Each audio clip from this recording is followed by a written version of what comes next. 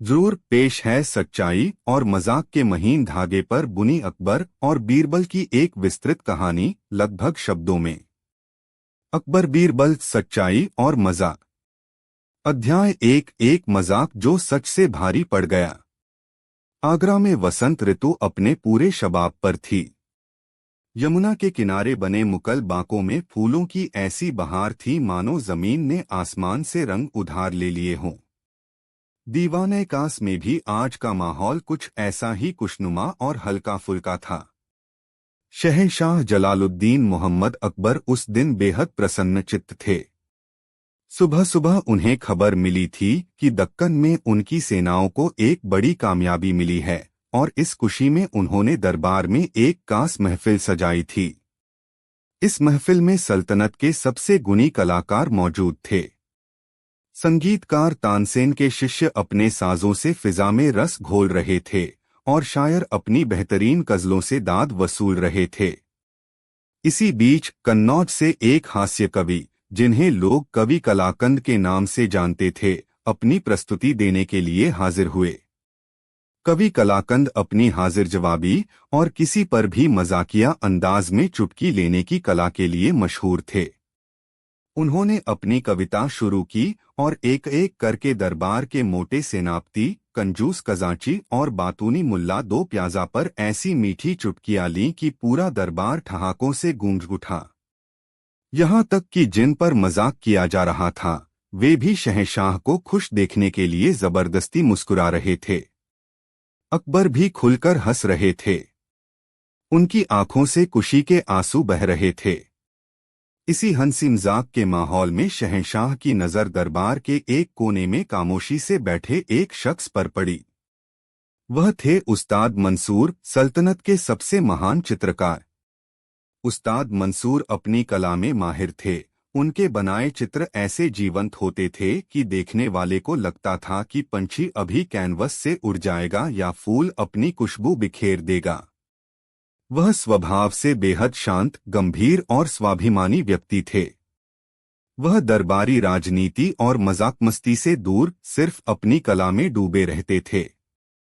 उस्ताद मंसूर की एक शारीरिक विशेषता थी, उनकी नाक कुछ ज्यादा ही लंबी और मोटी थी। यूं तो किसी ने कभी इस बात पर ध्यान नहीं दिया था, क्योंकि उनका सम्मान उनकी कला की वजह से था। लेकिन आज मजाक के उस हल्के फुल्के माहौल में अकबर को शैतानी सूझी। उन्होंने कवि कलाकंद को रोकते हुए कहा, कवि जी, आपने दरबार के हर नगीने पर अपनी कविता का जौहर दिखाया, लेकिन हमारी सल्तनत के सबसे ऊंचे कलाकार को तो आप भूल ही गए। उन्होंने उस्ताद मंसूर की तरफ इशारा किया। दरबार में कुछ लोग शहंशाह का इशारा समझकर दबी जुबान में हंसने लगे। उस्ताद मंसूर असहज हो गए। कवि कलाकंद ने शहंशाह का इशारा समझते हुए तुरंत एक दोहा बनाया।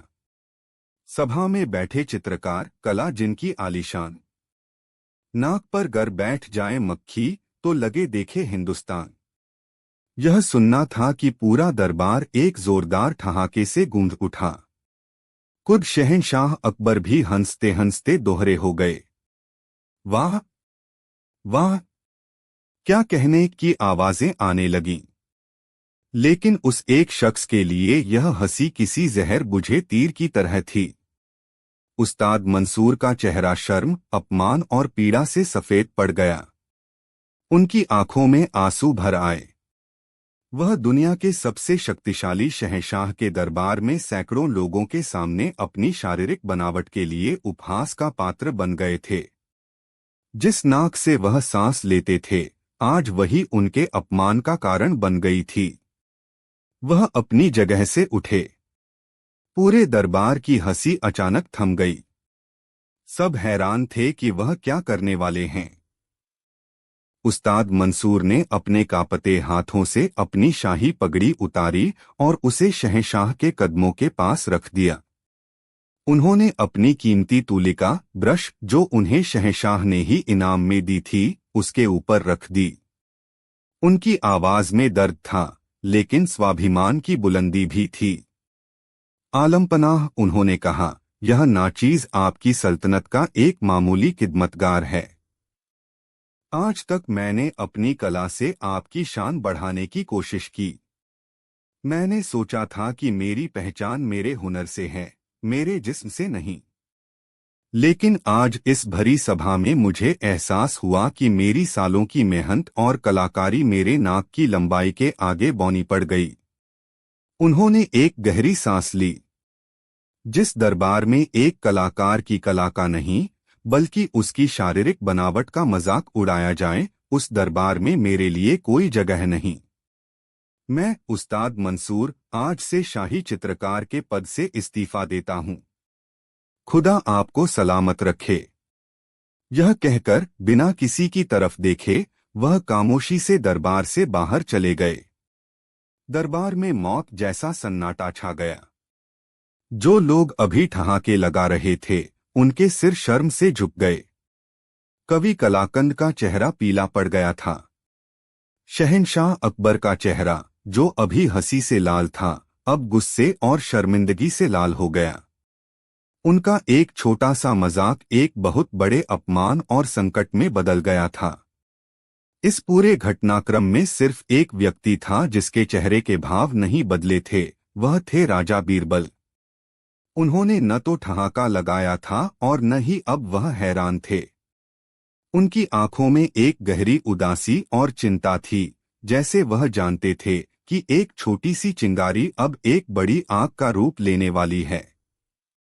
अध्याय 2 अहंकार और विवेक की बहस। उस्ताद मंसूर के जाने के बाद दीवाने-ए-कास का माहौल पूरी तरह बदल गया। जो महफिल खुशियों के लिए सजी थी, वह अब शर्मिंदगी और तनाव के बोझ तले दब गई थी। अकबर अपने तख्त पर पत्थर की मूरत बने बैठे थे। उनका मजाक उन्हीं पर भारी पड़ गया था। एक मामूली चित्रकार की हिम्मत कैसे हुई कि वह शहंशाह हिंद के दरबार को इस तरह छोड़कर चला जाए?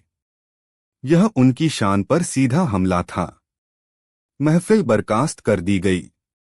अकबर ने अपने खास सलाहकारों को निजी मंत्रणा कक्ष में बुलाया। यह क्या हिमाकत थी? अकबर गुस्से से दहाड़े। एक जरा सी बात का इतना बतंगड़ बना दिया। हमने तो बस एक मजाक किया था। क्या शहंशाह को अपने दरबारियों से हंसी मजाक करने का भी हक नहीं? इस मंसूर ने हमारा हुक्म मानने की जगह हमारी ही तौहीन कर दी। इसे फौरन गिरफ्तार करके कैदखाने में डाल दिया जाए। मुल्ला दो प्याजा और दूसरे चापलूस मंत्रियों ने तुरंत हाँ में हाँ मिलाई। बिल्कुल हुजूर, यह आपकी शान के खिलाफ गुस्ताखी है। उस चित्रकार को सबक सिखाना ही होगा, वरना कल को कोई भी दरबारी आपकी बात का बुरा मानकर दरबार छोड़कर चला जाएगा।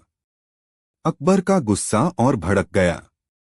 वह अपनी गलती मानने को तैयार नहीं थे। उनके लिए यह उनके अधिकार और शान का सवाल बन गया था। तभी बीरबल ने, जो अब तक खामोश थे, बोलने की इजाजत मांगी। बोलिए बीरबल, अकबर ने तीखी आवाज में कहा। हमें यकीन है कि इस मामले में भी तुम्हारे पास कोई उल्टी ही सलाह होगी। बीरबल ने अदब से सिर झुकाया। जहां पनाह, मैं सिर्फ एक सवाल पूछना चाहता हूं। क्या मजाक और अपमान में कोई फर्क होता है? यह कैसा सवाल है? अकबर ने चिढ़कर कहा। हुजूर, बीरबल ने शांति से समझाया, मजाक वह होता है जिस पर वह व्यक्ति भी हंस सके जिसका मजाक उड़ाया जा रहा है। अगर उसे तकलीफ हो तो वह मजाक नहीं, अपमान कहलाता है।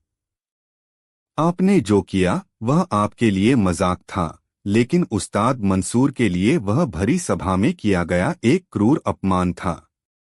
तो क्या हम अपने सबसे महान कलाकार को उसकी शारीरिक बनावट के लिए चिढ़ाते रहें? अकबर ने ताना मारा। हमने तो सिर्फ सच ही कहा था। क्या उसकी नाक लंबी नहीं है? यही तो सारा फर्क है। जहां पनाह, बीरबल ने बड़ी गहरी बात कही। सच और सच्चाई में अंतर होता है। यह सच है कि सूरज आग का गोला है, लेकिन कोई अपना हाथ उसमें डाल दे तो यह मूर्खता है। यह सच है कि तलवार तेज होती है, लेकिन कोई उसे किसी बेगुनाह के सीने में उतार दे तो यह जुल्म है।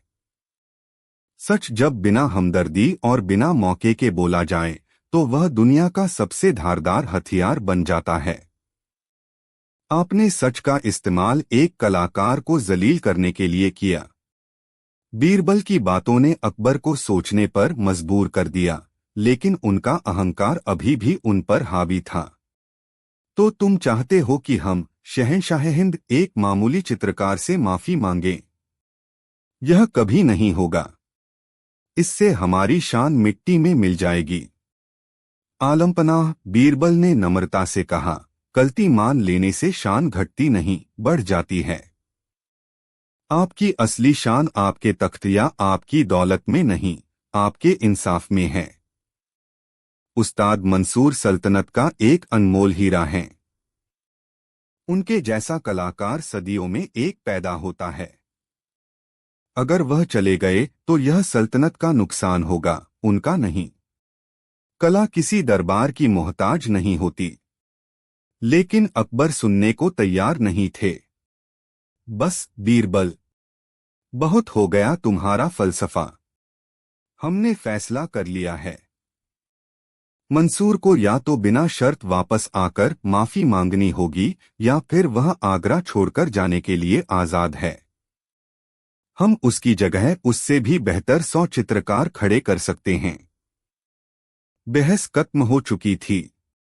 अकबर ने अपना फरमान सुना दिया था। बीरबल जानते थे कि अब शहंशाह से सीधे बात करने का कोई फायदा नहीं। उनका अहंकार एक मजबूत दीवार की तरह उनके विवेक के आगे खड़ा हो गया था। बीरबल को एहसास हो गया था कि शहंशाह को उनकी गलती का एहसास दिलाने के लिए उन्हें सच का वही आईना दिखाना होगा जो उन्होंने उस्ताद नाता है दिखाया था।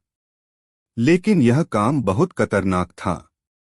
इसमें जरा सी चूक बीरबल को शहंशाह की नजरों से हमेशा के लिए गिरा सकती थी। उस रात बीरबल ने एक योजना बनाई। एक ऐसी योजना जो या तो सब कुछ ठीक कर देती या फिर सब कुछ तबाह कर देती। अध्याय 3, एक गुप्त अभियान। अगले दिन बीरबल शहंशाह के पास पहुंचे। अकबर अभी भी नाराज थे, लेकिन बीरबल ने बड़ी चतुराई से बात शुरू की। जहां पनाह, मैं आपकी बात से सहमत हूं। उस घमंडी चित्रकार को उसकी जगह दिखानी ही चाहिए। हमें उसकी कोई जरूरत नहीं। मैंने सुना है कि वेनिस और फ्लोरेंस में दुनिया के कुछ बेहतरीन चित्रकार रहते हैं। हमें उन्हें खत भेजकर फौरन यहां बुलाना चाहिए। यह सुनकर अकबर को अच्छा लगा। उन्हें लगा कि आखिरकार बीरबल को अपनी गलती का एहसास हो गया। हाँ, यह ठीक रहेगा। फौरन पैगाम भेजो। लेकिन हुजूर, बीरबल ने कहा, उन्हें आने में महीनों लग जाएंगे। तब तक शाही चित्रशाला का क्या होगा? सल्तनत के इतने जरूरी काम रुके पड़े हैं। क्यों न हम एक प्रतियोगिता रखें? हम पूरे हिंदुस्तान के चित्रकारों को आगरा बुलाएं और उनमें से सबसे बेहतरीन को चुनें। इससे मंसूर को भी पता चल जाएगा कि उसकी जगह लेने वाले हजारों हैं। यह तरकीब अकबर को बहुत पसंद आई। इससे उनका अहंकार भी संतुष्ट हो रहा था और सल्तनत का काम भी नहीं रुकता। उन्होंने बीरबल को इस प्रतियोगिता को आयोजित करने की पूरी जिम्मेदारी और खर्च के लिए शाही खजाने से खुली ब दिखाया था। लेकिन यह काम बहुत खतरनाक था। इसमें जरा सी चूक बीरबल को शहंशाह की नजरों से हमेशा के लिए गिरा सकती थी। उस रात बीरबल ने एक योजना बनाई। एक ऐसी योजना जो या तो सब कुछ ठीक कर देती या फिर सब कुछ तबाह कर देती। अध्याय 3, एक गुप्त अभियान। अगले दिन बीरबल शहंशाह के पास पहुंचे। अकबर अभी भी नाराज थे, लेकिन बीरबल ने बड़ी चतुराई से बात शुरू की। जहां पनाह, मैं आपकी बात से सहमत हूं। उस घमंडी चित्रकार को उसकी जगह दिखानी ही चाहिए। हमें उसकी कोई जरूरत नहीं। मैंने सुना है कि वेनिस और फ्लोरेंस में दुनिया के कुछ बेहतरीन चित्रकार रहते हैं। हमें उन्हें खत भेजकर फौरन यहां बुलाना चाहिए। यह सुनकर अकबर को अच्छा लगा। उन्हें लगा कि आखिरकार बीरबल को अपनी गलती का एहसास हो गया। हाँ, यह ठीक रहेगा, फौरन पैगाम भेजो। लेकिन हुजूर, बीरबल ने कहा, उन्हें आने में महीनों लग जाएंगे। तब तक शाही चित्रशाला का क्या होगा? सल्तनत के इतने जरूरी काम रुके पड़े हैं। क्यों न हम एक प्रतियोगिता रखें? हम पूरे हिंदुस्तान के चित्रकारों को आगरा बुलाएं और उनमें से सबसे बेहतरीन को चुनें। इससे मंसूर को भी पता चल जाएगा कि उसकी जगह लेने वाले हजारों हैं। यह तरकीब अकबर को बहुत पसंद आई। इससे उनका अहंकार भी संतुष्ट हो रहा था और सल्तनत का काम भी नहीं रुकता। उन्होंने बीरबल को इस प्रतियोगिता को आयोजित करने की पूरी जिम्मेदारी और खर्च के लिए शाही खजाने से खुली शख्स बाहर निकला। वह उस्ताद मंसूर थे। उन्हें देखकर दरबारियों की आंखें फटी रह गईं। मुल्ला दो प्याजा के तो होश ही उड़ गए। उस्ताद मंसूर आगे आए और शहंशाह के सामने सिर झुका दिया। गुस्ताखी माफ हो जहांपनाह। लेकिन अकबर ने उन्हें रोक दिया। वह अपने तख्तनुमा कुर्सी से उतरे और कुछ चलकर उस्ताद मंसूर के पास गए। उन्होंने अपने गले से मोतियों की कीमती माला उतारी और उसे उस्ताद मंसूर को पहनाते हुए कहा, गलती आपकी नहीं, हमारी थी, उस्ताद। आज आपने और बीरबल ने मिलकर हमें वह सबक सिखाया है जो बड़ी बड़ी किताबें और जंगें भी नहीं सिखा सकीं।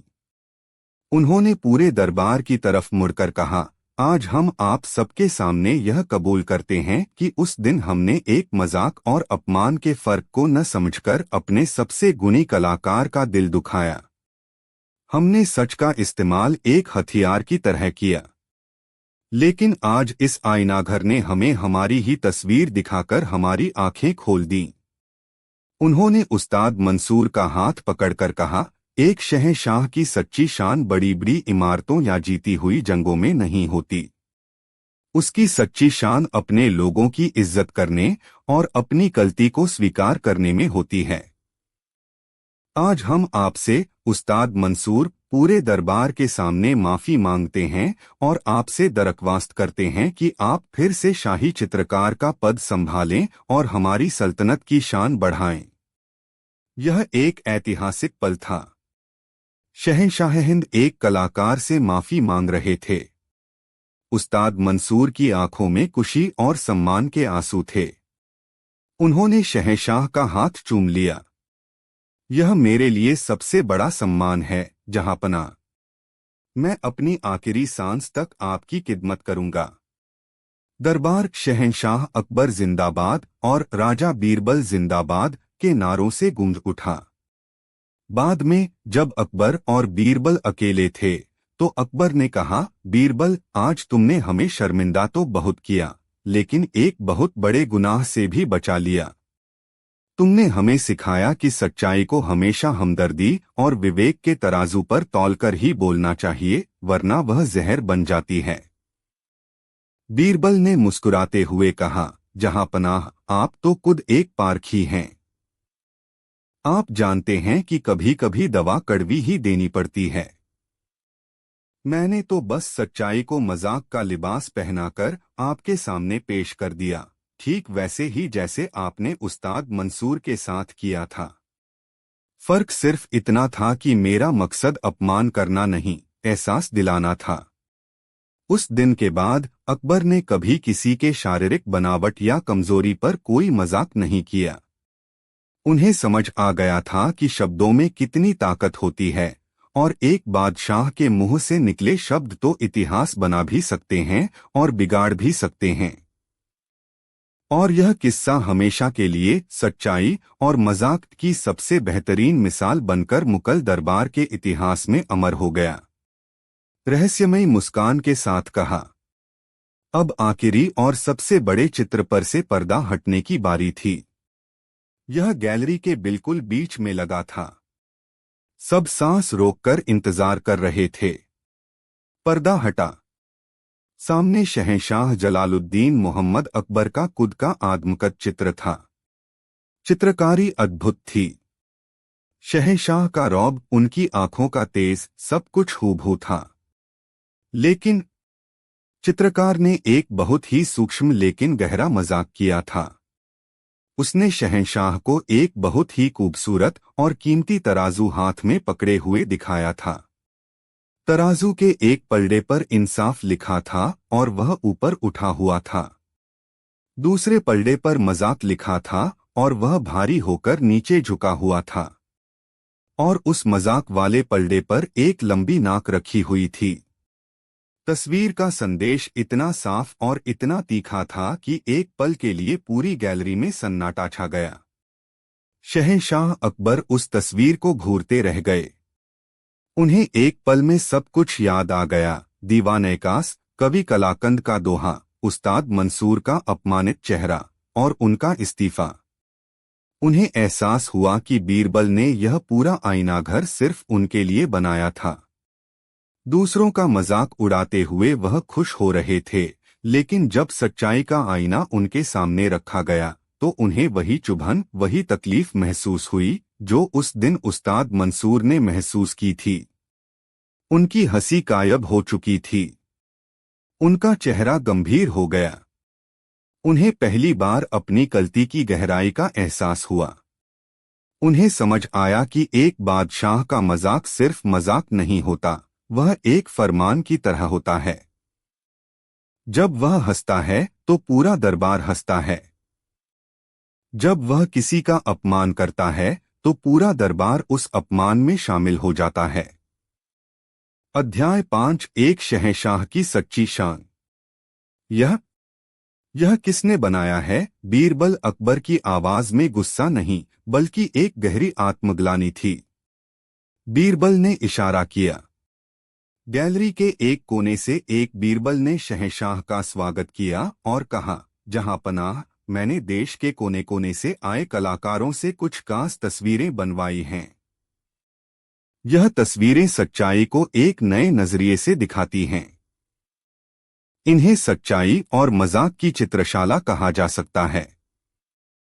यह सुनकर अकबर और दरबारी कुछ समझ नहीं पाए। गैलरी का पहला पर्दा हटा। सामने एक विशाल चित्र था जिसमें दरबार के मोटे सेनापति मीर बख्शी को एक हाथी पर बैठा दिखाया गया था। लेकिन मजाक यह था कि हाथी उनके वजन से दबा जा रहा था और उसकी आंखें बाहर निकली पड़ रही थीं। चित्र इतना खूबसूरत और जीवंत था कि कोई उसकी कला पर सवाल नहीं उठा सकता था, लेकिन उसका संदेश साफ था। सेनापति का चेहरा शर्म से लाल हो गया, लेकिन बाकी दरबारी अपनी हंसी नहीं रोक पाए। दूसरा पर्दा हटा। इस तस्वीर में कंजूस खजांची को सोने की बोरियों पर सांप की तरह कुंडली मारकर बैठे दिखाया गया था। उसकी आंखों में सिक्कों की चमक थी। खजांची ने शर्म से नजरें झुका लीं, लेकिन दरबार ठहाकों से गूंज उठा। एक-एक करके पर्दे हटते गए। हर तस्वीर में दरबार के किसी न किसी मंत्री या सलाहकार का मजाक उड़ाया गया था, लेकिन उनकी किसी शारीरिक बनावट का नहीं, बल्कि उनके किसी अवगुण का। मुल्ला 2। आईनाघर गैलरी तैयार करवाई है। शाम को अकबर और उनके सभी खास दरबारी उस नई गैलरी का उद्घाटन करने पहुंचे। गैलरी को खूबसूरत पर्दों से सजाया गया था। माहौल में एक रहस्य और उत्सुकता थी। छूट दे दी। बीरबल यही चाहते थे। शाही ऐलान पूरे देश में करवा दिया गया कि आगरा में एक महान चित्रकला प्रतियोगिता होगी और विजेता को मुगलिया सल्तनत का अगला शाही चित्रकार नियुक्त किया जाएगा। लेकिन बीरबल का असली काम अब शुरू हुआ था। उस रात भेस बदलकर वह खुद उस्ताद मंसूर के घर पहुंचे। उस्ताद अपने छोटे से घर में उदास बैठे थे। उनका घर कलाकृतियों से भरा था, लेकिन आज उन सब पर एक खामोशी छाई हुई थी। बीरबल को देखकर वह हैरान रह गए। आप यहाँ, राजा साहब? हम एक राजा के तौर पर नहीं, बल्कि कला के एक प्रशंसक के तौर पर आए हैं, उस्ताद, बीरबल ने बड़े सम्मान से कहा। जो दरबार में हुआ उसके लिए हम शर्मिंदा हैं। उस्ताद मंसूर की आंखों में फिर से दर्द उभर आया। शर्मिंदा तो हमें होना चाहिए कि हम शहंशाह के मजाक को बर्दाश्त नहीं कर पाए, लेकिन हर इंसान के स्वाभिमान की एक सीमा होती है राजा साहब। आप सही कहते हैं, बीरबल ने कहा, और हम यहाँ आपके उसी स्वाभिमान को वापस दिलाने आए हैं। हम चाहते हैं कि आप हमारी एक योजना में मदद करें, एक ऐसी योजना जो शहंशाह को उनकी गलती का एहसास करा सके बिना उनकी शान को ठेस पहुंचाए। बीरबल ने उस्ताद मंसूर को अपनी पूरी योजना बताई। सुनकर उस्ताद हैरान रह गए। यह योजना बहुत जोखिम भरी थी, लेकिन राजा साहब, अगर शहंशाह को पता चल गया तो वह मुझे और आपको दोनों को जिंदा नहीं छोड़ेंगे। कलाकार सिर्फ रंगों से नहीं, हिम्मत से भी तस्वीर। जरूर पेश है शहंशाह अकबर और उनकी शान से जुड़ा बीरबल का एक विस्तृत किस्सा, लगभग 10,000 शब्दों में। शहंशाह और उसकी शान, बीरबल। अध्याय 1। फारस से आया एक आईना। वह 1580 का दशक था। मुगलिया सल्तनत अपने चरम पर थी। आगरा दुनिया के सबसे धनी और शक्तिशाली शहरों में से एक था और उसके दिल में तख्त पर बैठे थे शहंशाह जलालुद्दीन मोहम्मद अकबर। उनका नाम सुनकर दूरदराज के मुल्कों के शासक भी अदब से सिर झुकाते थे। अकबर सिर्फ एक विजेता नहीं थे, वह कला, ज्ञान और वास्तुकला के संरक्षक थे।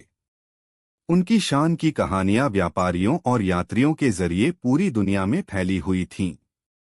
उस दिन दीवान-ए-आम खास तौर पर सजाया गया था। फारस के शाह तहमास्प का एक विशेष दूत बहराम खान अपने साथ बेशकीमती तोहफे लेकर हाजिर हुआ था। दरबार हीरे जवाहरात और रेशम की चमक से सराबोर था। बहराम खान एक अनुभवी और दुनिया देख चुका हुआ दूत था। उसने बड़े बड़े राजाओं के दरबार देखे थे, लेकिन आगरा के किले की भव्यता देखकर उसकी आंखें भी चौंधिया गईं। उसने शहंशाह अकबर को झुककर सलाम किया और एक के बाद एक तोहफे पेश किए। ईरानी कालीन, अरबी घोड़े, चीनी मिट्टी के बर्तन और न जाने क्या क्या। अकबर हर तोहफे की तारीफ करते, लेकिन उनके चेहरे पर एक शाही उदासीनता थी, मानो यह सब उनके लिए आम बात हो। आखिर में बहराम खान ने एक बड़े संदूक की ओर इशारा किया, जिसे दो लोगों ने उठाकर शहंशाह के सामने रखा। शहंशाह हिंद, बहराम खान ने अपनी सधी हुई आवाज में कहा, मेरे आका, फारस के शाह ने आपके लिए एक खास तोहफा भेजा है। यह कोई दौलत नहीं, बल्कि एक फलसफा है, एक आईना है। संदूक खुला और उसमें से निकला एक विशाल सोने के फ्रेम में जड़ा हुआ बेल्जियम का बना आईना। उस जमाने में इतने बड़े और साफ आईने बहुत दुर्लभ थे। आईना इतना साफ था कि उसमें पूरा दरबार और शहंशाह का तख्त हूबहू नजर आ रहा था। वाह! दरबार में प्रशंसा की फुसफुसाहटें गूंज उठीं। बहराम खान ने आगे कहा, आलमपनाह कहते हैं, यह आईना सिर्फ चेहरा नहीं, रूह भी दिखाता है। यह दुनिया की सबसे खूबसूरत चीज को और भी खूबसूरत दिखाता है। आज यह आईना आपकी सल्तनत की शान को देखकर धन्य हो गया। मैंने कई मुल्क देखे, कई दरबारों की शानो शौकत देखी, लेकिन जो भव्यता, जो ताकत, जो शान आपके दरबार में है, वह कहीं नहीं। सचमुच मुगलिया सल्तनत इस धरती पर खुदा की सबसे बड़ी नेमत है। यह तारीफ अकबर के दिल में उतर गई। तारीफ सुनना किसे पसंद नहीं, और जब वह एक अनुभवी विदेशी दूत के मुंह से हो तो उसका असर कई गुना बढ़ जाता है। अकबर का सीना गर्व से चौड़ा हो गया। उनकी नजरें उस आईने पर पड़ीं, जिसमें उनका आलीशान दरबार और उनका तेजोमयी चेहरा दिख रहा था। उन्हें लगा जैसे बहराम खान के शब्द उस आईने से प्रतिध्वनित हो रहे हों। गर्व और खुशी के उस पल में अकबर ने कुछ ऐसा कह दिया जो इतिहास में दर्ज हो गया। उन्होंने अपनी बुलंद आवाज में कहा, बहराम खान, तुमने सच कहा। मुगलिया सल्तनत की शान बेमिसाल है। हमारी शान इतनी बुलंद है कि हम वह भी कर सकते हैं जो इंसान के बस में नहीं। हमारी शान पत्थरों में जान डाल सकती है, रेगिस्तान में फूल खिला सकती है। हम चाहें तो इस जमीन पर जन्नत भी उतार सकते हैं। यह एक बहुत बड़ा दावा था। दरबारियों ने वाह वाह शहंशाह सलामत के नारे लगाने शुरू कर दिए। चापलूस मंत्रियों, जिनमें मुल्ला दो प्याजा सबसे आगे थे, ने इस बात को और हवा दी। बिल्कुल हुजूर, आपके लिए क्या नामुमकिन है। सिर्फ एक व्यक्ति था जो चुप था, राजा बीरबल। वह जानते थे कि शहंशाह का अहंकार जब अपनी सीमाएं लांघता है तो वह अक्सर किसी बड़ी मुसीबत को दावत देता है। बहराम कान ने बड़ी चतुराई से इस मौके का फायदा उठाया। उसने झुककर कहा, शहंशाह, आपकी बातों पर किसे शक हो सकता है। यकीनन आप जो चाहें कर सकते हैं। काश हम अपनी आंखों से इस जमीन पर बनी जन्नत को देख पाते। अगर ऐसा हो जाए तो पूरी दुनिया आपकी शान के आगे सजदा करेगी। यह एक चुनौती थी जो तारीफ के मीठे लिबास में लपेटकर पेश की गई थी। अब अकबर पीछे नहीं हट सकते थे। अपनी शान और अपने शब्दों को सच साबित करने का भूत उन पर सवार हो गया था। उन्होंने उसी क्षण ऐलान कर दिया, हम करेंगे। हम इसी आगरा की सरजमी पर एक ऐसा महल तामीर करवाएंगे जिसे दुनिया जमीन पर जन्नत के नाम से जानेगी। एक ऐसा महल जो ख्वाबों में ही देखा जा सकता है। और यह महल हम सिर्फ 1 महीने के अंदर बनवाएंगे। दरबार में सन्नाटा छा गया। 1 महीने में जन्नत जैसा महल? यह असंभव था। बड़े बड़े आर्किटेक्ट और कारीगर भी जानते थे कि एक साधारण हवेली बनाने में भी महीनों लग जाते हैं। सल्तनत के मुख्य वास्तुकार उस्ताद अहमद का तो डर के मारे चेहरा ही सफेद पड़ गया। अकबर ने उस्ताद अहमद को हुक्म दिया, उस्ताद, तैयारी शुरू करो। सल्तनत का पूरा खजाना तुम्हारे लिए खुला है। दुनिया के कोने कोने से सबसे कीमती पत्थर, सोना, चांदी जो चाहिए मंगवाओ। लेकिन 1 महीने बाद बहराम कान के यहाँ से जाने से पहले हमें वह महल तैयार चाहिए। अगर ऐसा नहीं हुआ तो तुम्हारा सिर धड़ से अलग कर दिया जाएगा। उस्ताद अहमद कांपते हुए सिर्फ जी जहां पनाह कह सके। अकबर ने अपनी नजरें बीरबल पर डाली, मानो पूछ रहे हों, देखा, यह है हमारी शान। बीरबल ने सिर्फ अदब से सिर झुकाया, लेकिन उनकी आंखों में चिंता की गहरी लकीरें थीं। वह जानते थे कि शहंशाह ने अपनी शान की खातिर एक ऐसा खेल शुरू कर दिया है जिसमें हारना तय है। और इस हार की कीमत सिर्फ एक वास्तुकार का सिर नहीं, बल्कि पूरी सल्तनत की इज्जत होगी। अध्याय 2, नामुमकिन का बोझ। शहंशाह का हुक्म जंगल की आग की तरह फैल गया।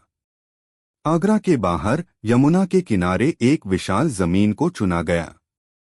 हजारों मजदूर, कारीगर, संतराश और वास्तुकार दिन-रात काम पर लगा दिए गए। उस्ताद अहमद ने अपनी पूरी जिंदगी का अनुभव और ज्ञान दांव पर लगा दिया था। खजाने के दरवाजे खोल दिए गए। राजस्थान से संगमरमर, फारस से नीलम, श्रीलंका से माणिक और तिब्बत से फिरोजा लाया जाने लगा। सोने और चांदी को पिघलाकर दीवारों पर नक्काशी की योजना बनाई गई। महल की नींव रख दी गई और दिन-रात पत्थरों को तराशने की आवाजें गूंजने लगीं। शुरुआत में तो सब कुछ तेजी से होता हुआ दिखा। पहले हफ्ते में ही महल का ढांचा खड़ा होने लगा। अकबर हर शाम उस जगह का मुआयना करने जाते और काम की रफ्तार देखकर खुश होते। बहराम कान भी कभी कभी उनके साथ होता और मुगलिया सल्तनत की ताकत की तारीफ करता। लेकिन जैसे जैसे दिन बीतने लगे, उस्ताद अहमद और उनके साथियों को समझ आने लगा कि वे क्या बनाने की कोशिश कर रहे हैं। वे एक खूबसूरत, एक आलीशान, एक बेशकीमती इमारत तो बना सकते थे, लेकिन जन्नत कैसे बनाते? जन्नत की हवा में तो खुशबू होती है, वहां तो फरिश्तों के गीत गूंजते हैं, वहां तो नूर बरसता है। वे संगमरमर और सोने से नूर कैसे पैदा करते? दूसरा हफ्ता खत्म होते होते काम की रफ्तार धीमी पड़ने लगी। कारीगर थक चुके थे। उस्ताद अहमद के चेहरे पर निराशा और खौफ साफ दिखने लगा था। उन्होंने महल के बीचों बीच फव्वारे लगवाए, चारों तरफ बाग लगवाए, दीवारों पर जन्नत के दृश्य बनवाए, लेकिन जब भी वह अपनी रचना को देखते, उन्हें वह सिर्फ एक और शाही महल लगता था, इससे ज्यादा कुछ नहीं। मुल्ला दो प्याजा हर रोज शहंशाह के कान भरते, हुजूर, लगता है उस्ताद अहमद के बस की बात नहीं है। वह आपका पैसा और वक्त दोनों बर्बाद कर रहा है। अकबर का सब्र भी अब जवाब देने लगा था। वह जब भी महल देखने जाते, उन्हें वहां पत्थर, मिट्टी और मजदूरों का पसीना ही नजर आता, जन्नत की कोई झलक नहीं मिलती। उनका सपना टूट रहा था और अपनी शान पर लगी चोट उन्हें बर्दाश्त नहीं हो रही थी। एक शाम, जब महीना पूरा होने में सिर्फ 10 दिन बचे थे, अकबर गुस्से में उस्ताद अहमद पर बरस पड़े। यह क्या बना रहे हो तुम? यह है तुम्हारी जन्नत? इसमें और हमारे हरम के किसी हिस्से में क्या फर्क है? हमने तुम्हें खजाना दिया और तुमने हमें एक मामूली इमारत दी। उस्ताद अहमद रोते हुए उनके कदमों में गिर पड़े। जहां पनाह, मुझे माफ कर दें। इंसान मिट्टी और पत्थर से इमारत बना सकता है, खुदा की जन्नत नहीं। यह काम नामुमकिन है। आप चाहें तो मेरा सिर कलम कर दें, लेकिन मैं आपके ख्वाब को हकीकत में नहीं बदल सकता। यह सुनना था कि अकबर का गुस्सा 7वें आसमान पर पहुंच गया। अपनी नाकामी को स्वीकार करना उनकी शान के खिलाफ था। उन्होंने तलवार निकाल ली। तभी पीछे से एक शांत आवाज आई, शहंशाह, एक बेबस कारीगर पर अपनी ताकत आजमाना आपकी शान को शोभा नहीं देता। आवाज बीरबल की थी। वह सही समय पर वहां पहुंच गए थे। अकबर ने पलटकर बीरबल को घूरा। तो तुम बताओ, बीरबल, तुम तो बहुत अक्लमंद बनते हो। बताओ, हम अपनी शान कैसे बचाएं? हम फारस के दूत को क्या मुंह दिखाएंगे? क्या हम मान लें कि शहंशाह हिंद ने अपनी झूठी शान में एक नामुमकिन वादा कर दिया था? बीरबल ने बड़ी शांति से जवाब दिया, जहां पनाह, वादा नामुमकिन नहीं है, उसे पूरा करने का तरीका गलत है। आपने जन्नत बनाने का हुक्म दिया, एक खूबसूरत इमारत बनाने का नहीं। क्या मतलब है तुम्हारा? अकबर ने पूछा। हुजूर, जन्नत ईंट और पत्थर से नहीं बनती, एहसास और अनुभव से बनती है, बीरबल ने कहा। उस्ताद अहमद एक बेहतरीन वास्तुकार हैं, लेकिन वह जज्बात के कारीगर नहीं हैं। अगर आप इजाजत दें और इस काम की पूरी जिम्मेदारी मुझे सौंप दें, तो मैं वादा करता हूं कि 10 दिन बाद जब बहराम खान इस जगह आएगा, तो उसे यहाँ जन्नत ही नजर आएगी। दरबार में जो भी लोग मौजूद थे, वे हैरान रह गए। बीरबल क्या करने वाले थे? वह 10 दिन में ऐसा क्या चमत्कार कर सकते थे जो इतने कारीगर एक महीने में नहीं कर पाए? मुल्ला दो प्याजा ने ताना कसा, अब यह मस्करा महल बनाएगा। हुजूर, इसकी बातों में मत आइए। यह आपको और शर्मिंदा करवाएगा। लेकिन अकबर के पास कोई और रास्ता नहीं था। वह अपनी इज्जत बचाने के लिए कुछ भी करने को तैयार थे।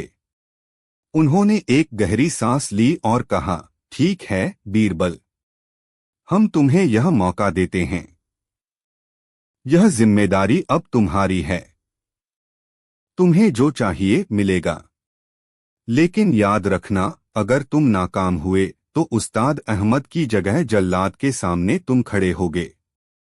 मंजूर है जहां पनाह, बीरबल ने सिर झुकाते हुए कहा।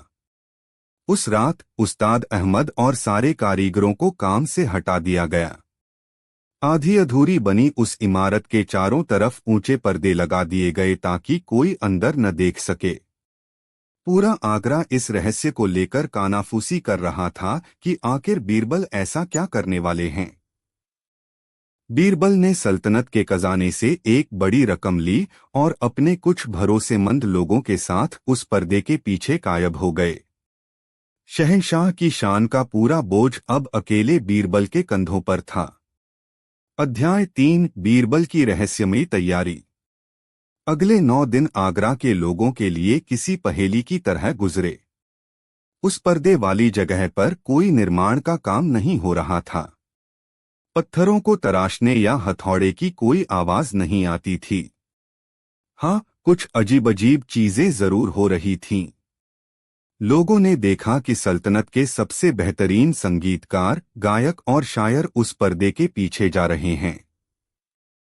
कन्नौज से इत्र और गुलाब जल के सैकड़ों मटके अंदर ले जाए गए। कश्मीर से केसर और फलों की टोकरियां मंगवाई गईं। शहर के सबसे कुशल बावर्ची, चित्रकार और यहाँ तक कि कुछ नाटक मंडली के कलाकार भी उस घेरे के अंदर जाते हुए देखे गए। मुल्ला दो प्याजा हर रोज शहंशाह के पास जाकर शिकायत करते, आलमपनाह, आपका पैसा बर्बाद हो रहा है। बीरबल वहां महल नहीं बना रहा, बल्कि ऐशो आराम की महफिल सजा रहा है। वहां नाच गाना और दावतें चल रही हैं। वह आपकी शान का मजाक उड़ा रहा है। अकबर का दिल भी शंकाओं से भर जाता। बीरबल कर क्या रहे हैं? क्या उन्होंने हार मान ली है और सजा मिलने से पहले जिंदगी के आखिरी दिन मजे में गुजार रहे हैं? लेकिन उन्होंने बीरबल को जुबान दी थी, इसलिए वह खामोश रहे। फिर भी उन्होंने अपने कुछ जासूसों को पर्दे के पीछे का हाल जानने के लिए भेजा। जासूस जब वापस आए तो वे और भी हैरान थे। उन्होंने बताया, जहां पनाह अंदर कोई इमारत नहीं बन रही है। आधी बनी दीवारों को हरे कपड़ों से ढक दिया गया है और उन पर बेलबूटों की चित्रकारी की जा रही है। बाग में हजारों नए फूल और पेड़ लगाए जा रहे हैं। छोटे छोटे झरने बनाए गए हैं। संगीतकार ने, सब्र कीजिए, मैंने आपका हुक्म पूरा किया है। आपके 6 मूर्ख आपके सामने ही हैं। अकबर हैरान रह गए। क्या मतलब? यहां तो सिर्फ 2 लोग हैं। बीरबल ने पहले आदमी, गधे वाले की ओर इशारा करते हुए कहा, जहां पनाह, यह है पहला मूर्ख। यह गधे पर बैठकर भी बोझ अपने सिर पर ढो रहा था। फिर उन्होंने दूसरे आदमी, अंगूठी वाले की ओर इशारा किया, और यह है दूसरा मूर्ख, जो अपनी खोई हुई चीज को वहां ढूंढ रहा था जहां वह गिरी ही नहीं थी, सिर्फ इसलिए क्योंकि वहां रोशनी थी। दरबार में बैठे लोग हंस पड़े। अकबर ने कहा, ठीक है बीरबल, यह तो 2 हुए, बाकी के 4 कहाँ हैं? बीरबल ने उन दोनों आदमियों की तरफ फिर से इशारा किया और कहा, जहां पनाह, तीसरा और चौथा मूर्ख भी यही दोनों हैं। वह कैसे? अकबर ने उलझन में पूछा। बीरबल ने समझाया, यह दोनों इतने बड़े मूर्ख हैं कि मुझ जैसे एक अजनबी के कहने पर बस थोड़े से इनाम के लालच में अपना घरबार और कामकाज छोड़कर मीलों दूर मेरे साथ यहाँ चले आए, यह जाने बिना कि मैं कौन हूँ और इन्हें कहाँ ले जा रहा हूँ। अब दरबार के ठहाके और भी जोरदार हो गए। अकबर भी अपनी मुस्कुराहट नहीं रोक पा रहे थे। मान गए बीरबल, तुम्हारी चतुराई का कोई जवाब नहीं। लेकिन यह तो 4 ही हुए। 5वां और छठा मूर्ख कौन है? बीरबल ने एक गहरी सांस ली और सिर झुकाकर कहा, गुस्ताखी माफ हो आलमपनाह, लेकिन 5वां सबसे बड़ा मूर्ख मैं खुद हूं। यह सुनकर पूरे दरबार में सन्नाटा छा गया। बादशाह अकबर भी चौंक गए। तुम ऐसा क्यों कह रहे हो? बीरबल ने बड़ी विनम्रता से अपनी बात रखी, जहां पनाह, मैं आपके नवरत्नों में से एक हूं। मेरा काम सल्तनत के जरूरी मामलों में आपको सलाह देना, न्याय व्यवस्था को देखना और प्रजा की भलाई के लिए काम करना है।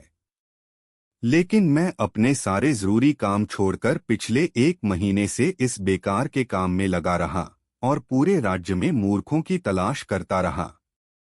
इससे ज्यादा मूर्खता और क्या हो सकती है। अब अकबर के चेहरे पर आश्चर्य के साथ साथ प्रशंसा के भाव भी थे। उन्हें बीरबल की बात में सच्चाई नजर आ रही थी। उन्होंने धीरे से सिर हिलाया। ठीक है बीरबल, तुम्हारी बात मान ली। तुम 5वें मूर्ख हुए। लेकिन अब बताओ, छठा और सबसे बड़ा मूर्ख कौन है? अकबर ने बड़ी उत्सुकता से पूछा। दरबार में मौजूद हर व्यक्ति की सांसें रुकी हुई थीं। सबको लग रहा था कि अब बीरबल क्या कहेंगे। बीरबल ने बादशाह के सिंहासन के और करीब जाकर बहुत ही धीमी और सधी हुई आवाज में कहा, आलमपना, एक बार फिर गुस्ताखी के लिए माफी चाहूंगा। लेकिन छठा सबसे बड़ा मूर्ख वह है जिसने ऐसा काम करने का हुक्म दिया। एक पल के लिए पूरे दरबार में मौत जैसा सन्नाटा छा गया। बीरबल ने सीधे सीधे बादशाह को ही सबसे बड़ा मूर्ख कह दिया था। मंत्रियों और सेनापतियों की आंखें डर के मारे फैल गईं। उन्हें लगा कि अब तो बीरबल की खैर नहीं। लेकिन फिर अचानक ही बादशाह अकबर का चेहरा लाल हो गया और वह जोर जोर से हंसने लगे। उनकी हंसी की गूंज पूरे दरबार में फैल गई। वह इतनी जोर से हंसे कि उनकी आंखों से पानी आ गया। जब उनकी हंसी थमी तो उन्होंने बीरबल को अपने पास बुलाया और उनके कंधे पर हाथ रखकर कहा, वाह बीरबल वाह, आज तुमने हमें आईना दिखा दिया। तुमने न सिर्फ हमारा दिया हुआ काम पूरा किया बल्कि हमें एक बहुत बड़ी सीख भी दी। सचमुच बुद्धिमानी केवल दूसरों में मूर्खता खोजने में नहीं बल्कि स्वयं के कार्यों पर भी विचार करने में है। बादशाह ने उन दोनों आदमियों को इनाम देकर विदा किया और बीरबल को कीमती हीरों का हार पहनाकर सम्मानित किया। उस दिन के बाद दरबार में बीरबल का सम्मान और भी बढ़ गया। यह कहानी इस बात का सबूत बन गई कि कैसे सच्ची और कड़वी बात भी अगर चतुराई और सही तरीके से कही जाए तो वह बादशाह का दिल भी जीत सकती है। और अकबर बीरबल की बातों का यह किस्सा इतिहास में हमेशा के लिए अमर हो गया। अकबर बीरबल अनोखा जोड़ीदार प्रस्तावना। हिंदुस्तान की सरजमी पर कई बादशाहों ने हुकूमत की, लेकिन शहंशाह अकबर का दौर कुछ खास ही था। उनकी सल्तनत में कला, साहित्य और संगीत को खूब बढ़ावा मिला। मगर अकबर के दरबार की रौनक सिर्फ नवरत्नों से ही नहीं थी, बल्कि उनके एक ऐसे सलाहकार भी थे जिनकी बुद्धिमानी और हाजिर जवाबी के किस्से आज भी लोगों की जुबान पर हैं। वो थे बीरबल, जिनका असली नाम महेश दास था। अकबर और बीरबल की जोड़ी शासक और सलाहकार से कहीं बढ़कर थी। वे दोस्त थे, हमराज थे और एक दूसरे की ताकत भी। यह कहानी है उनकी इसी अनोखी दोस्ती और बीरबल की उस चतुराई की जिसने न सिर्फ मुश्किल से मुश्किल मसलों को सुलझाया बल्कि शहंशाह के दिल में भी एक खास जगह बनाई। अध्याय 1। पहली मुलाकात। यमुना किनारे बसे एक छोटे से गांव त्रिविक्रमपुर, जिसे अब तिकवापुर कहते हैं, में महेश दास नाम का एक होनहार नौजवान रहता था। बचपन से ही उसकी बुद्धि बड़ी तेज थी और बातों में ऐसी मिठास कि सुनने वाला मंत्रमुग्ध हो जाए। कविताओं का उसे शौक था और अपनी इसी कला के दम पर वो दूर दूर तक मशहूर था। एक दिन की बात है, शहंशाह अकबर शिकार के लिए निकले और रास्ता भटक गए। अपने सिपाहियों से बिछड़कर वे एक तिराहे पर पहुंचे जहां 3 रास्ते अलग अलग दिशाओं में जा रहे थे। अकबर सोच में पड़ गए कि कौन सा रास्ता उन्हें राजधानी आगरा तक ले जाएगा। तभी उन्हें पास के खेत में काम करता हुआ एक नौजवान दिखाई दिया। अकबर ने उसे पास बुलाकर पूछा, ऐ नौजवान, क्या तुम बता सकते हो कि इन 3 रास्तों में से कौन सा आगरा जाता है? नौजवान ने मुस्कुराकर जवाब दिया, हुजूर, इनमें से कोई भी रास्ता आगरा नहीं जाता। रास्ते तो बेजान होते हैं, चलते तो मुसाफिर हैं। अकबर उस नौजवान के जवाब से हैरान रह गए। उन्होंने उसकी हाजिर जवाबी की तारीफ की और अपना असली परिचय दिए बिना पूछा, तुम्हारा नाम क्या है? मेरा नाम महेश दास है हुजूर, नौजवान ने जवाब दिया। अकबर ने उसे अपने साथ चलने को कहा और उसकी बातों से इतने प्रभावित हुए कि आगरा पहुंचते ही उसे अपने दरबार में रख लिया। यहीं से शुरू हुई अकबर और महेश दास की दोस्ती की वो दास्तां जो इतिहास में अमर हो गई। अकबर ने महेश दास को बीरबल की उपाधि दी, जिसका मतलब होता है बहादुर। अध्याय 2 दरबार में बीरबल। बीरबल की बुद्धिमानी और चतुराई ने जल्द ही उन्हें दरबार के बाकी सलाहकारों से अलग खड़ा कर दिया। वे न सिर्फ राजकाज के मुश्किल मामलों को चुटकियों में सुलझा देते, बल्कि अपनी हाजिर जवाबी से अकबर का मनोरंजन भी करते। अकबर को भी बीरबल की सोहबत इतनी पसंद आई कि वे हर छोटे बड़े मसले पर उनसे सलाह लेने लगे। दरबार के बाकी मंत्री बीरबल से जलने लगे। उन्हें लगता था कि एक मामूली सा नौजवान, जो न तो किसी बड़े खानदान से था और न ही उसके पास कोई बड़ी जागीर थी, शहंशाह का इतना करीबी कैसे बन गया। वे अक्सर बीरबल को नीचा दिखाने और उन्हें दरबार से निकलवाने की साजिशें रचते रहते, लेकिन हर बार बीरबल अपनी बुद्धि से उनकी चालों को नाकाम कर देते। एक बार की बात है, दरबारियों ने अकबर के कान भरने शुरू कर दिए कि बीरबल खुद को शहंशाह से भी ज्यादा बुद्धिमान समझते हैं। अकबर को ये बात चुभ गई और उन्होंने बीरबल की परीक्षा लेने का फैसला किया। अगले दिन दरबार में अकबर ने एक अजीब सा सवाल पूछा, बताओ बीरबल, इस शहर में कितने कौए हैं? पूरा दरबार सन्न रह गया। ऐसा सवाल भला कोई कैसे पूछ सकता था? कौओं को गिनना तो नामुमकिन था। सबने सोचा कि आज तो बीरबल फंस गए। लेकिन बीरबल ने बिना किसी झिझक के जवाब दिया, जहां पनाह, हमारे शहर में ठीक 1,09,999 कौए हैं। अकबर हैरान रह गए और पूछा, तुम्हें इतनी सटीक गिनती पता? बीरबल ने मुस्कुराकर कहा, हुजूर, आप चाहें तो अपने सिपाहियों से गिनती करवा सकते हैं। अगर कौए ज्यादा निकले तो समझिएगा कि उनके कुछ रिश्तेदार बाहर से मिलने आए हैं, और अगर कम निकले तो समझिएगा कि हमारे कुछ कौए अपने रिश्तेदारों से मिलने बाहर गए हैं। अकबर बीरबल का ये जवाब सुनकर अपनी हंसी नहीं रोक पाए और दरबारियों के चेहरे उतर गए। अध्याय 3 चोर की दाढ़ी में तिनका। एक बार एक अमीर व्यापारी के घर चोरी हो गई। व्यापारी ने अपने सभी नौकरों पर शक जताया, लेकिन चोर कौन था ये पता नहीं चल पा रहा था। मामला अकबर के दरबार में पहुंचा। अकबर ने बीरबल को ये गुत्थी सुलझाने का काम सौंपा। बीरबल ने सभी नौकरों को बुलाया और उन्हें एक एक लकड़ी दी जो लंबाई में बराबर थी। फिर उन्होंने कहा, ये कोई मामूली लकड़ियां नहीं हैं, ये जादुई हैं।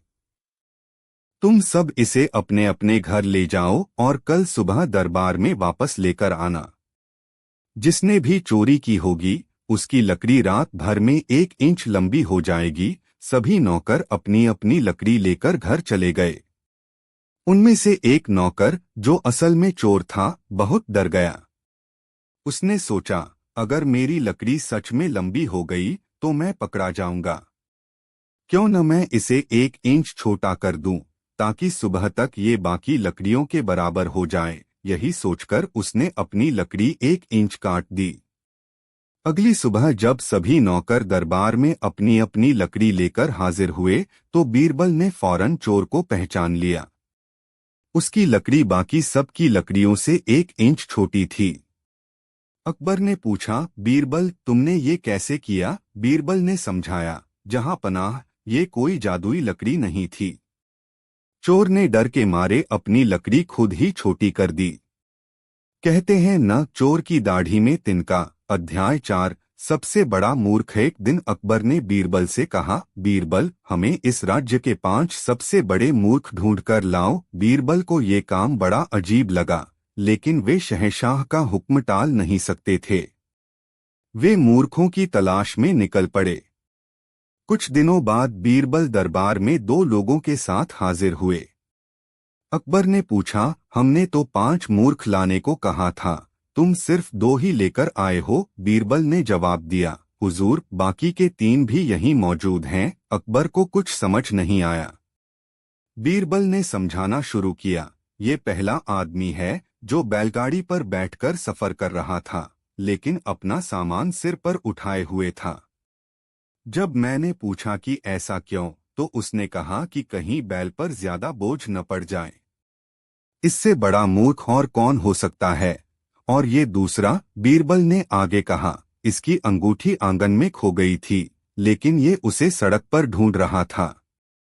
पूछने पर बताया कि आंगन में अंधेरा है और सड़क पर रोशनी। अकबर हंस पड़े और पूछा, ठीक है, ये तो 2 हुए, बाकी 3 कहाँ हैं? बीरबल ने कहा, जहां पनाह, तीसरा मूर्ख मैं हूँ जो ऐसे फालतू काम में अपना कीमती वक्त बर्बाद कर रहा हूँ। चौथा मूर्ख वो है जिसने मुझे ये काम सौंपा। बीरबल ने अकबर की तरफ इशारा करते हुए कहा।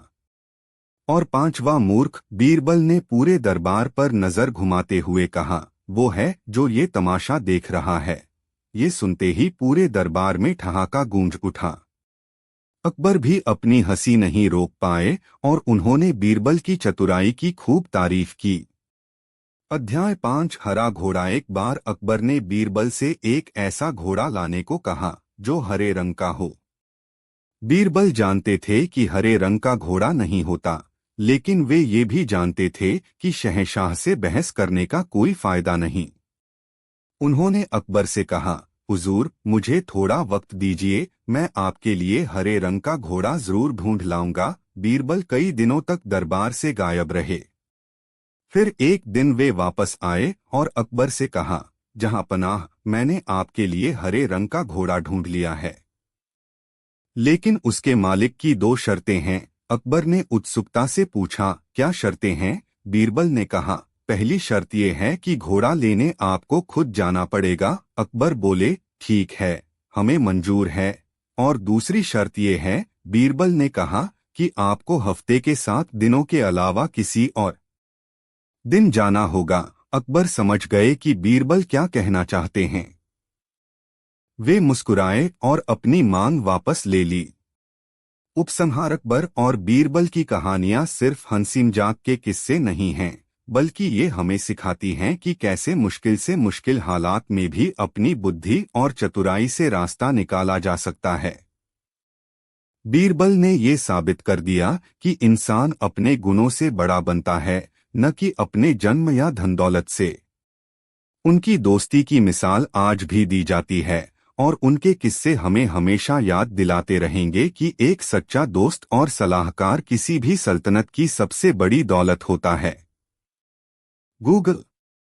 अकबर बीरबल का खेल, शहंशाह का मायाजाल। भाग 1, शाही ऐलान और एक रहस्यमय संदूक। आगरा के किले में सुबह का सूरज अपनी सुनहरी किरणें यमुना के पानी पर बिखेर रहा था। दीवान-ए-आम में रोजमर्रा की तरह दरबार लगा हुआ था, लेकिन आज हवा में एक अजीब सी खामोशी और बेचैनी थी। शहंशाह जलालुद्दीन मोहम्मद अकबर अपने आलीशान सिंहासन पर विराजमान थे, मगर उनकी आंखों में रोज की तरह प्रशासनिक उलझनों की थकान नहीं, बल्कि एक शरारती चमक थी। उनके होठों पर एक हल्की सी मुस्कान थी, जिसे देखकर उनके सबसे बुद्धिमान सलाहकार राजा बीरबल समझ गए थे कि आज दरबार में कुछ असाधारण होने वाला है।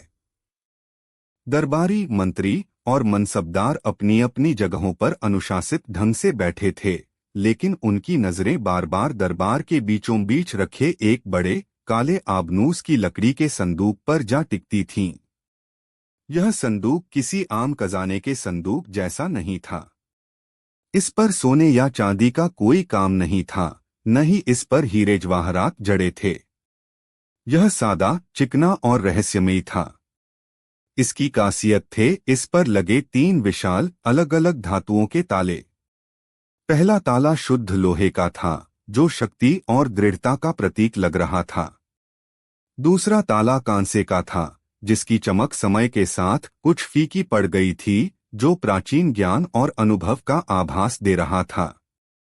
तीसरा और सबसे छोटा ताला चमचमाते पीतल का था, जो चतुराई और चमक का प्रतीक लग रहा था। शहंशाह अकबर ने अपना दाहिना हाथ उठाया और दरबार में छाई खामोशी और भी गहरी हो गई। उन्होंने अपनी बुलंद और रोबदार आवाज में कहा, मेरे अजीज दरबारियों, आज हमने इस दरबार को किसी रियासती मसले पर बहस करने के लिए नहीं, बल्कि एक खेल के लिए सजाया है। यह सुनते ही दरबारियों में कानाफूसी शुरू हो गई। खेल?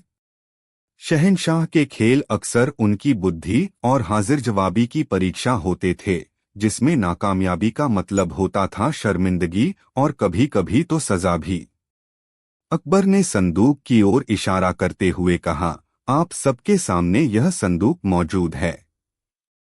इस संदूक के भीतर मुगलिया सल्तनत का वह खजाना नहीं है जो सोने चांदी या हीरों से तौला जा सके। इसके अंदर वह है जिसे हम अक्ल का नूर कहते हैं, एक ऐसी चीज जो दौलत से ज्यादा कीमती और ताकत से ज्यादा असरदार है। सभी दरबारी उस संदूक को ऐसे देखने लगे मानो उसके अंदर दुनिया की सारी दौलत बंद हो।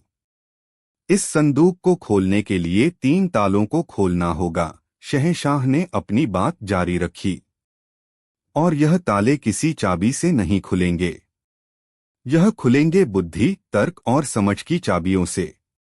उन्होंने अपने एक सेवक को इशारा किया, जिसने मखमल से ढकी एक तश्तरी पेश की। अकबर ने उस पर से मखमल का कपड़ा हटाया। उस पर 3 चीजें रखी थीं, एक मुरझाया हुआ गुलाब का फूल, एक शीशे का छोटा सा आईना और एक चमकदार सफेद मोती। अकबर ने समझाया, खेल का नियम सीधा और सरल है। हर ताले का संबंध इन 3 चीजों में से एक से है। जो कोई भी इस खेल में हिस्सा लेना चाहता है, उसे आगे आकर इनमें से एक चीज चुननी होगी। उस चीज को हाथ में लेकर उसे उस ताले से जुड़ा एक सवाल पूछना होगा। लेकिन याद रहे, आप मुझसे सवाल नहीं पूछेंगे। आप उस बेजान चीज से सवाल करेंगे और उसका जवाब आपको खुद ही दरबार को बताना होगा। अगर आपका सवाल और जवाब दोनों सही हुए तो वह ताला अपने आप खुल जाएगा। तीनों तालों को खोलने वाला न सिर्फ उस अक्ल के नूर का हकदार होगा, बल्कि उसे 10,000 सोने की मोहरों का इनाम भी दिया जाएगा। दरबार में उत्साह की लहर दौड़ गई। 10,000 सोने की मोहरें, यह एक बहुत बड़ी रकम थी। कई दरबारियों की आंखों में लालच की चमक साफ दिखाई दे रही थी। लेकिन अकबर ने अपनी बात अभी खत्म नहीं की थी। उन्होंने अपनी उंगली उठाकर चेतावनी दी, मगर अगर आपका सवाल गलत हुआ या जवाब दरबार को संतुष्ट न कर सका, तो आपको सजा के तौर पर 1 महीने तक शाही पुस्तकालय की सबसे पुरानी और धूल भरी किताबों की सफाई करनी होगी। आपको हर किताब का हर पन्ना अपने हाथों से साफ करना होगा ताकि आने वाले विद्वान उनसे ज्ञान प्राप्त कर सकें। यह सुनते ही कई दरबारियों के चेहरे उतर गए। इनाम जितना बड़ा था, सजा भी उतनी ही कठिन और उबाऊ थी। शाही पुस्तकालय विशाल था और उसमें हजारों पुरानी पांडुलिपियां थीं, जिनकी सफाई का काम किसी भी अमीर दरबारी के लिए एक बुरे सपने जैसा था। अकबर ने एक नज़र पूरे दरबार पर डाली। उनकी नज़र बीरबल पर आकर रुकी, जो हमेशा की तरह शांत और सहज भाव से बैठे थे, मानो इस पूरे तमाशे से उन्हें कोई लेना देना ही न हो। अकबर मन ही मन मुस्कुराए। वह जानते थे कि यह खेल उन्होंने खास तौर पर बीरबल के लिए ही रचा था। वह देखना चाहते थे कि उनका यह नवरत्न इस मायाजाल को कैसे भेदता है। तो कौन है वह शूरवीर जो इस दिमागी जंग में सबसे पहले अपनी किस्मत आजमाना चाहेगा? शहंशाह ने दरबार को चुनौती दी। भाग 2, दरबारियों की मूर्खता और नाकाम कोशिशें। शहंशाह की चुनौती के बाद दरबार में कुछ देर के लिए सन्नाटा छा गया। 10,000 सोने की मोहरों का लालच और शाही पुस्तकालय की धूल फांकने की सजा के बीच दरबारी फंसे हुए थे। हर कोई चाहता था कि कोई और पहले कोशिश करे ताकि खेल की गहराई का अंदाजा लगाया जा सके। इस चुप्पी को तोड़ा दरबार के सबसे अमीर और अहंकारी सौदागरों में से एक सेठ हीराचंद ने। हीराचंद को अपनी दौलत के साथ साथ अपनी अक्ल पर भी बड़ा गुमान था।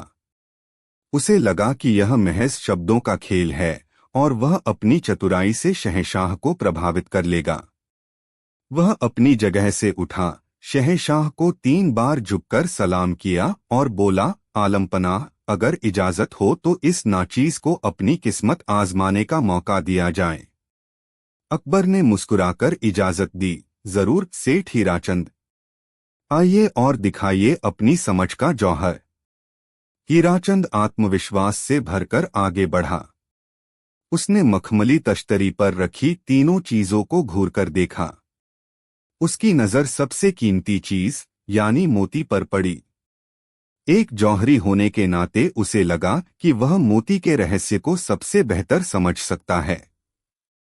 उसने कांपते हाथों से उस चमकदार मोती को उठाया और पहले ताले, जो लोहे का बना था, के सामने खड़ा हो गया। उसने अपनी आंखें बंद कीं, जैसे किसी गहरे चिंतन में डूबा हो। फिर उसने मोती को अपनी हथेली पर रखकर ऊंची आवाज में उससे सवाल किया, ऐ बेशकीमती मोती, तू समंदर की गहराइयों में एक सीप के अंदर पैदा होता है। तेरी कीमत तुझे बाजार में मिलती है, जहां अमीर लोग तुझ पर बोली लगाते हैं। बता, इस दुनिया में सबसे बड़ी ताकत क्या है? क्या वह दौलत है जो तुझे खरीद सकती है? पूरा दरबार सांस रोके सुन रहा था। सवाल दमदार लग रहा था।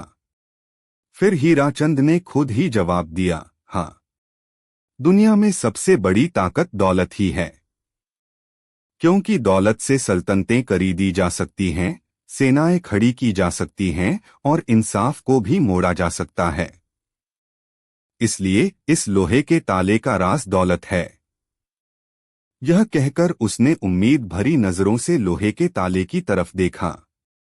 ताला अपनी जगह पर अडिग रहा, टस से मस नहीं हुआ। शहंशाह अकबर के चेहरे पर निराशा के भाव थे। अफसोस सेठ हीराचंद, अकबर ने कहा, आपका सवाल और जवाब दोनों ही सतह पर तैर रहे हैं।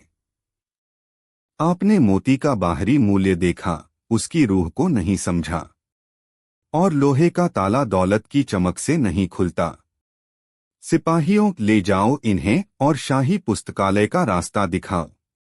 2 सिपाही आगे बढ़े और शर्मिंदा हो चुके सेठ हीराचंद को दरबार से बाहर ले गए। दरबारियों के बीच हंसी की दबीदबी लहर दौड़ गई। अगली बारी थी एक प्रसिद्ध शायर जनाब आतिश मिर्जा की। उन्हें अपनी शायरी और कल्पना की उड़ान पर बड़ा नाज था। उन्होंने आगे बढ़कर मुरझाए हुए गुलाब के फूल को चुना। उन्हें लगा कि एक शायर से बेहतर फूल के दर्द और उसकी सुंदरता को कौन समझ सकता है। वह दूसरे ताले, जो कांसे का बना था, के पास गए। उन्होंने फूल को अपनी आंखों के पास लाकर बड़ी अदा से सवाल किया, ऐ इश्क के पैकान, जब तू खिला था तो तेरी खुशबू से बाग महकते थे और तेरी खूबसूरती पर बुलबुल फिदा थी। लेकिन आज तू मुरझा गया है, तेरी पंखुड़ियां बेजान हैं। बता, वह कौन सी चीज है? खूबसूरती की तरह वक्त के साथ खत्म हो जाती है। दरबारियों को लगा कि यह सवाल पिछले वाले से कहीं ज्यादा गहरा और दार्शनिक था। आतिश मिर्जा ने एक गहरी सांस ली और जवाब दिया, वह चीज है जवानी। जवानी भी एक खिले हुए फूल की तरह होती है, ताकत और खूबसूरती से भरी हुई। लेकिन वक्त उसे भी मुरझा देता है और सिर्फ यादें बाकी रह जाती हैं। इसलिए इस कांसे के ताले का राज गुजरा हुआ वक्त या जवानी है। उन्होंने अपनी बात खत्म की और कांसे के ताले को देखा, जो अपनी जगह पर शांत रहा, जैसे उसने कुछ सुना ही न हो। शहंशाह अकबर ने अपना सिर हिलाया। शायर साहब, आपकी कल्पना काबिल तारीफ है, लेकिन आप भी फूल के असली संदेश को समझने में चूक गए। आपने उसके मुरझाने का शोक मनाया, लेकिन उसके जीवन के चक्र का सार नहीं समझ पाए।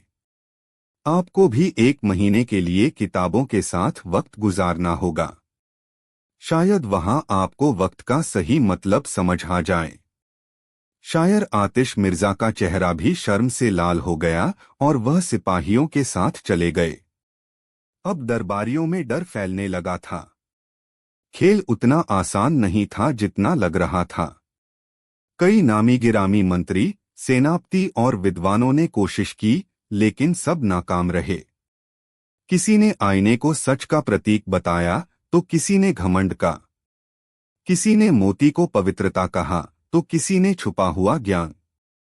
हर कोई अपनी समझ और अपने पेशे के हिसाब से व्याख्या कर रहा था, लेकिन कोई भी तालों के रहस्य को भेद नहीं पा रहा था।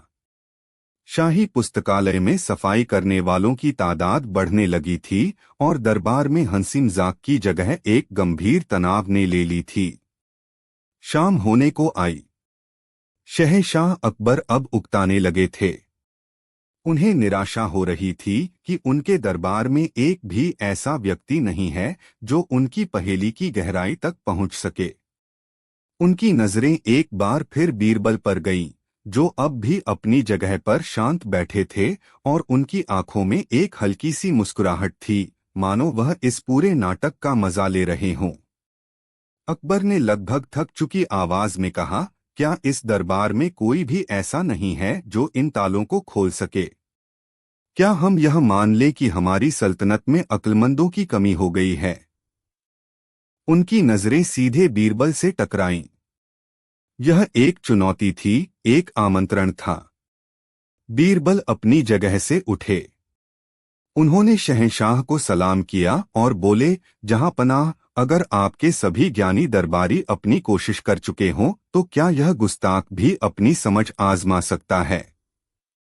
पूरे दरबार की नजरें अब बीरबल पर थीं। उनके विरोधी मन ही मन खुश हो रहे थे कि आज बीरबल जरूर फंसेगा। उन्हें भी धूल भरी किताबों के बीच 1 महीना गुजारना पड़ेगा। वहीं अकबर की आंखों में उम्मीद की एक नई किरण जागी। इजाजत है बीरबल, शहंशाह ने कहा। पूरा दरबार यह देखने के लिए बेताब है कि तुम इस मायाजाल को कैसे भेदते हो। भाग 3, बीरबल का अवलोकन और अनोखा दृष्टिकोण। जब बीरबल अपनी जगह से उठकर उस रहस्यमयी संदूक की ओर बढ़े तो पूरे दरबार में एक अजीब सी शांति छा गई। हवा में फुसफुसाहटें भी थम गईं। सब जानते थे कि बीरबल का सोचने का तरीका औरों से बिल्कुल अलग था।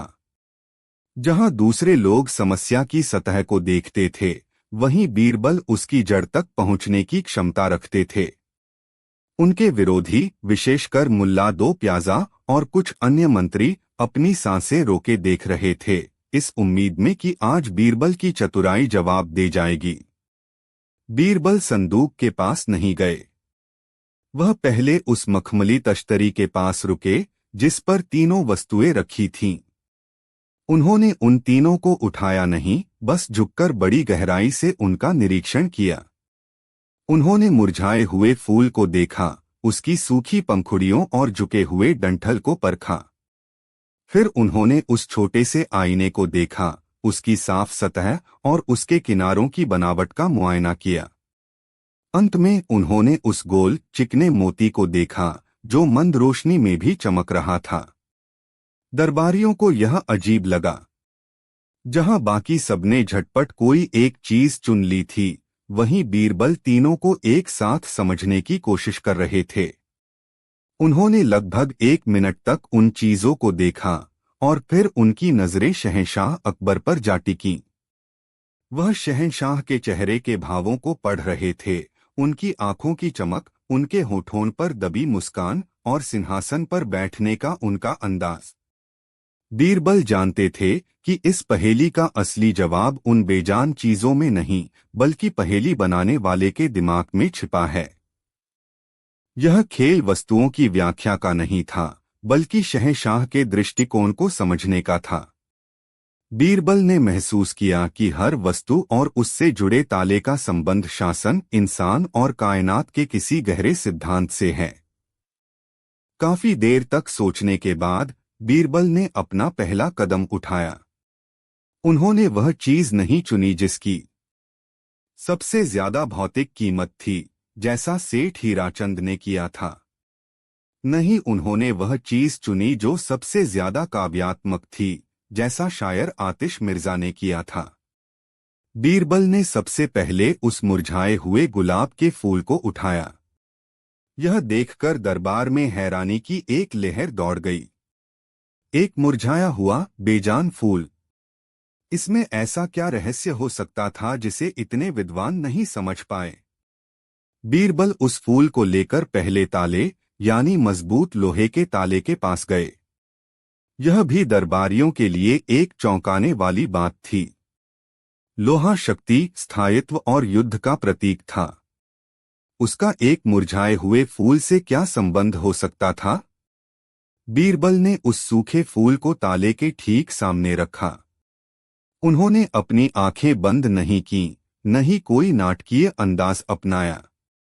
उन्होंने बड़ी शांत और स्पष्ट आवाज में उस फूल से सवाल किया, ऐ फूल, तू प्रकृति का एक सुंदर सृजन था।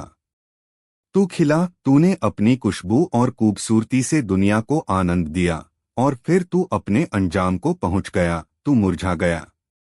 तेरा जीवन क्षणभंगुर था, लेकिन फिर भी तूने अपना कर्तव्य पूरा किया। बता, इस दुनिया में वह कौन सा अटल नियम है जिसके आगे शहंशाह और फकीर, ताकतवर और कमजोर सब बराबर हैं और जिसे कोई नहीं बदल सकता? सवाल इतना गहरा और अप्रत्याशित था कि पूरा दरबार सन्न रह गया। किसी ने भी फूल को इस नजरिए से नहीं देखा था। लोग उसकी खूबसूरती या उसके मुरझाने के शोक में डूबे थे, लेकिन बीरबल ने उसके पूरे जीवन चक्र को एक सार्वभौमिक नियम से जोड़ दिया था। अब जवाब की बारी थी। बीरबल ने उसी शांत भाव से जवाब दिया, वह अटल नियम है मृत्यु और परिवर्तन। जैसे तू खिलने के बाद मुरझाने के लिए बाध्य है, वैसे ही हर इंसान जो पैदा हुआ है, उसे एक दिन मरना है। एक शहंशाह अपनी पूरी ताकत और दौलत के बावजूद मौत को नहीं टाल सकता। लोहा कितना भी मजबूत क्यों न हो, समय उसे भी जंग लगाकर खत्म कर देता है। सल्तनतें बनती हैं और मिट जाती हैं। यही दुनिया का सबसे बड़ा और अटल सत्य है। शक्ति का असली रूप इस सत्य को स्वीकार करने में है, न कि इससे लड़ने में। इसलिए इस लोहे के ताले का रहस्य प्रकृति का अटल नियम यानी परिवर्तन है। जैसे ही बीरबल ने अपने शब्द खत्म किए, एक अविश्वसनीय घटना घटी। क्लिक। एक धीमी लेकिन स्पष्ट आवाज के साथ वह विशाल लोहे का ताला अपने आप खुल गया और नीचे लटक गया। दरबार में बैठे लोगों की आंखें आश्चर्य से फटी रह गईं। एक पल के लिए तो किसी को यकीन ही नहीं हुआ। फिर धीरे धीरे प्रशंसा की आवाजें उठने लगीं। शहंशाह अकबर अपनी सिंहासन से थोड़ा आगे की ओर झुक गए।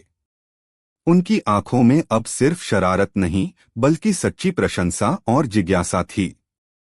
उन्होंने बीरबल की बुद्धिमानी को हमेशा सराहा था, लेकिन आज बीरबल ने उनकी सोच से भी एक कदम आगे जाकर पहेली को समझा था।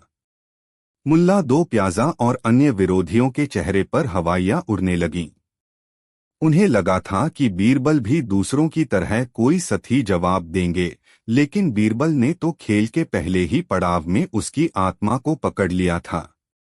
बीरबल के चेहरे पर सफलता का कोई घमंड नहीं था। वह ऐसे खड़े थे जैसे यह कोई बड़ी बात ही न हो। उन्होंने मुरझाए हुए फूल को वापस तश्तरी में रख दिया और अब उनकी नजरें बाकी दो चीजों, आईने और मोती, पर थीं। एक ताला खुल चुका था, लेकिन दो और ताले अभी भी उस अक्ल के नूर को रोके हुए थे। दरबार अब सांस रोककर इंतजार कर रहा था कि बीरबल अगला कदम क्या उठाते हैं और कांसे के प्राचीन ताले को खोलने के लिए किस वस्तु का चुनाव करते हैं। खेल अब और भी ज्यादा दिलचस्प हो चुका था। भाग 4, आईने का सच और मोती की गहराई। पहला ताला खुलने के बाद दरबार का माहौल पूरी तरह बदल चुका था। जो लोग बीरबल की असफलता की कामना कर रहे थे, वे अब चुपचाप उनकी हर हरकत को देख रहे थे। शहंशाह अकबर के चेहरे पर एक विजेता जैसी मुस्कान थी, जैसे कि बीरबल की जीत उनकी अपनी जीत हो। बीरबल अब दूसरे ताले की ओर बढ़े, जो कांसे का बना था। इस ताले पर समय की परतें जमी हुई थीं, जो उसे एक प्राचीन और रहस्यमय रूप दे रही थीं। इस ताले के लिए बीरबल ने उस छोटे, चमकते हुए आईने को चुना। उन्होंने आईने को अपने हाथ में लिया और उसकी सतह में झांका। कुछ पल के लिए वह खुद को देखते रहे और फिर उन्होंने अपनी नजरें उठाकर शहंशाह अकबर को देखा। उनकी इस हरकत में एक गहरा संदेश छिपा था, जिसे सिर्फ अकबर ही समझ सकते थे। बीरबल कांसे के ताले के सामने खड़े हुए और आईने को दरबार की ओर करते हुए उससे सवाल किया, आईने, तेरा काम है सच दिखाना।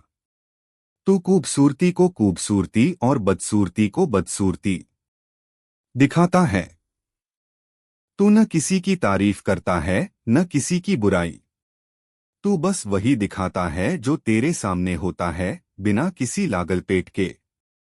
बता, एक बादशाह के लिए, एक शासक के लिए सबसे बड़ा गुण और सबसे बड़ा खतरा क्या है, जो तू हर रोज उसे दिखा सकता है? यह सवाल पिछले सवाल से भी ज्यादा पेचीदा और सीधा था। यह सिर्फ एक पहेली नहीं थी, बल्कि शासन और नैतिकता पर एक टिप्पणी थी। दरबारियों को लगा जैसे यह सवाल सीधे शहंशाह से पूछा जा रहा है। बीरबल ने बिना रुके जवाब दिया, एक शासक के लिए सबसे बड़ा गुण है आत्मनिरीक्षण, सेल्फ रिफ्लेक्शन। यानी हर रोज तेरे सामने खड़े होकर अपनी गलतियों को देखना, अपनी कमजोरियों को स्वीकार करना और अपने फैसलों पर सवाल उठाना। एक अच्छा बादशाह वही है जो यह माने कि वह भी गलती कर सकता है। और एक शासक के लिए सबसे बड़ा खतरा है अहंकार और चापलूसी। जब बादशाह तेरे अंदर सिर्फ अपनी तारीफ सुनने लगे और चापलूसों से घिर जाए, तो वह सच से दूर हो जाता है। कांसे का यह पुराना ताला हमें यही सिखाता है कि इतिहास उन बादशाहों को याद रखता है जो आईने में सच देखने की हिम्मत रखते थे, न कि उन लोगों को जो सच दिखाने वाले आईने को तोड़ देते थे। इसलिए इस ताले का राज है निष्पक्ष आत्मनिरीक्षण। बीरबल की आवाज पूरे दीवाने आम में गूंज रही थी। उनकी बातें सुनकर शहंशाह अकबर की आंखें भी गंभीर हो गईं। उन्हें लगा जैसे बीरबल ने उनके मन की बात कह दी हो। एक शासक के तौर पर वह हर रोज इन सवालों से जूझते थे।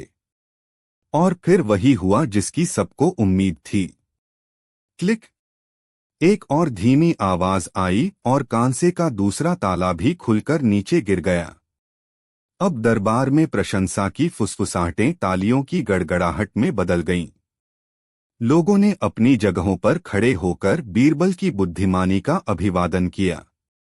दो सबसे मुश्किल ताले खुल चुके थे, और वह भी ऐसी व्याख्याओं के साथ जिन्होंने सबको सोचने पर मजबूर कर दिया था। अब सिर्फ आखिरी ताला बचा था, पीतल का चमचमाता हुआ ताला। और उसके लिए बची थी आखिरी चीज, वह सफेद चमकदार मोती। बीरबल तश्तरी के पास गए और उस मोती को अपनी हथेली पर रख लिया।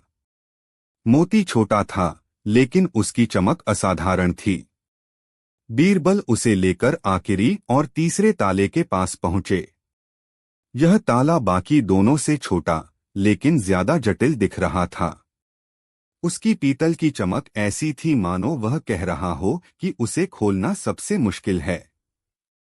बीरबल ने मोती को अपनी उंगलियों में घुमाते हुए उससे अपना आखिरी सवाल पूछा, ऐ मोती, तू एक साधारण से जीव यानी सीप के भीतर महीनों और सालों तक धैर्यपूर्वक बनता है। तू रेत के एक कण से पैदा होता है जो सीप को तकलीफ देता है, और सीप उस तकलीफ को परत दर परत खूबसूरती में बदल देती है। तू बाहर से कठोर और चिकना है, लेकिन तेरा जन्म एक पीड़ा और सब्र का नतीजा है। बता, एक इंसान के चरित्र और एक सल्तनत की नींव का सबसे महत्वपूर्ण हिस्सा क्या है, जो तेरी तरह बाहर से दिखाई नहीं देता, लेकिन अंदर मौजूद होता है। सवाल की गहराई ने एक बार फिर सबको मंत्रमुग्ध कर दिया। बीरबल ने मोती को सिर्फ एक कीमती पत्थर के रूप में नहीं, बल्कि एक प्रक्रिया, एक दर्शन के रूप में देखा था। बीरबल ने अपना अंतिम और निर्णायक जवाब दिया, वह चीज है धैर्य और ज्ञान। जैसे सीप सब्र के साथ रेत के कण को मोती में बदल देती है, वैसे ही एक इंसान धैर्य और मेहनत से अपनी कमियों और कठिनाइयों को ज्ञान और अनुभव में बदल सकता है। एक सल्तनत की असली ताकत उसके खजानों या उसकी सेना में नहीं होती, बल्कि उसके लोगों के चरित्र और उनके ज्ञान में होती है। यह पीतल का ताला, जो बाहर से चमकता है, हमें यह याद दिलाता है कि असली चमक बाहरी नहीं, बल्कि भीतरी होती है। यह भीतरी चमक ज्ञान और धैर्य से ही आती है, जो सालों की मेहनत और तकलीफ के बाद हासिल होती है। इसलिए इस आखिरी ताले का राज है धैर्य से अर्जित ज्ञान। यह कहकर बीरबल चुप हो गए। पूरे दरबार की नजरें उस पीतल के ताले पर गड़ी थीं। एक पल, दो पल, कुछ नहीं हुआ। बीरबल के विरोधियों के चेहरों पर एक क्षण के लिए मुस्कान आई। क्या आखिर में बीरबल चूक गए? लेकिन तभी क्लिक, एक बहुत ही महीन आवाज के साथ तीसरा ताला भी खुल गया। तीनों ताले अब खुले हुए लटक रहे थे। संदूक का ढक्कन अब किसी भी क्षण खोला जा सकता था। दरबार अपनी जगह से खड़ा हो गया और राजा बीरबल की जय के नारों से गूंज उठा। शहंशाह अकबर अपने सिंहासन से नीचे उतर आए, उनके चेहरे पर गर्व और स्नेह के भाव थे। वह कूद चलकर बीरबल के पास पहुंचे। भाग 5, अक्ल का नूर और असली खजाना। शहंशाह अकबर बीरबल के पास पहुंचे और उन्होंने उनके कंधे पर हाथ रखा। उनकी आंखों में इतनी प्रशंसा थी जो हजारों शब्द भी बयां नहीं कर सकते थे। वाह बीरबल, वाह! शहंशाह ने भरे दरबार के सामने कहा। आज तुमने एक बार फिर साबित कर दिया कि सल्तनत के असली नवरत्न तुम ही हो। तुमने सिर्फ तालों को नहीं खोला, बल्कि शासन, जीवन और ज्ञान के गहरे रहस्यों को उजागर किया है। तुमने हम सबको एक आईना दिखाया है। बीरबल ने अदब से सिर झुकाकर कहा, जहांपनाह, यह सब आपकी दी हुई तालीम और आपके मार्गदर्शन का ही नतीजा है। मैं तो बस आपके विचारों को शब्द दे रहा था। अकबर मुस्कुराए।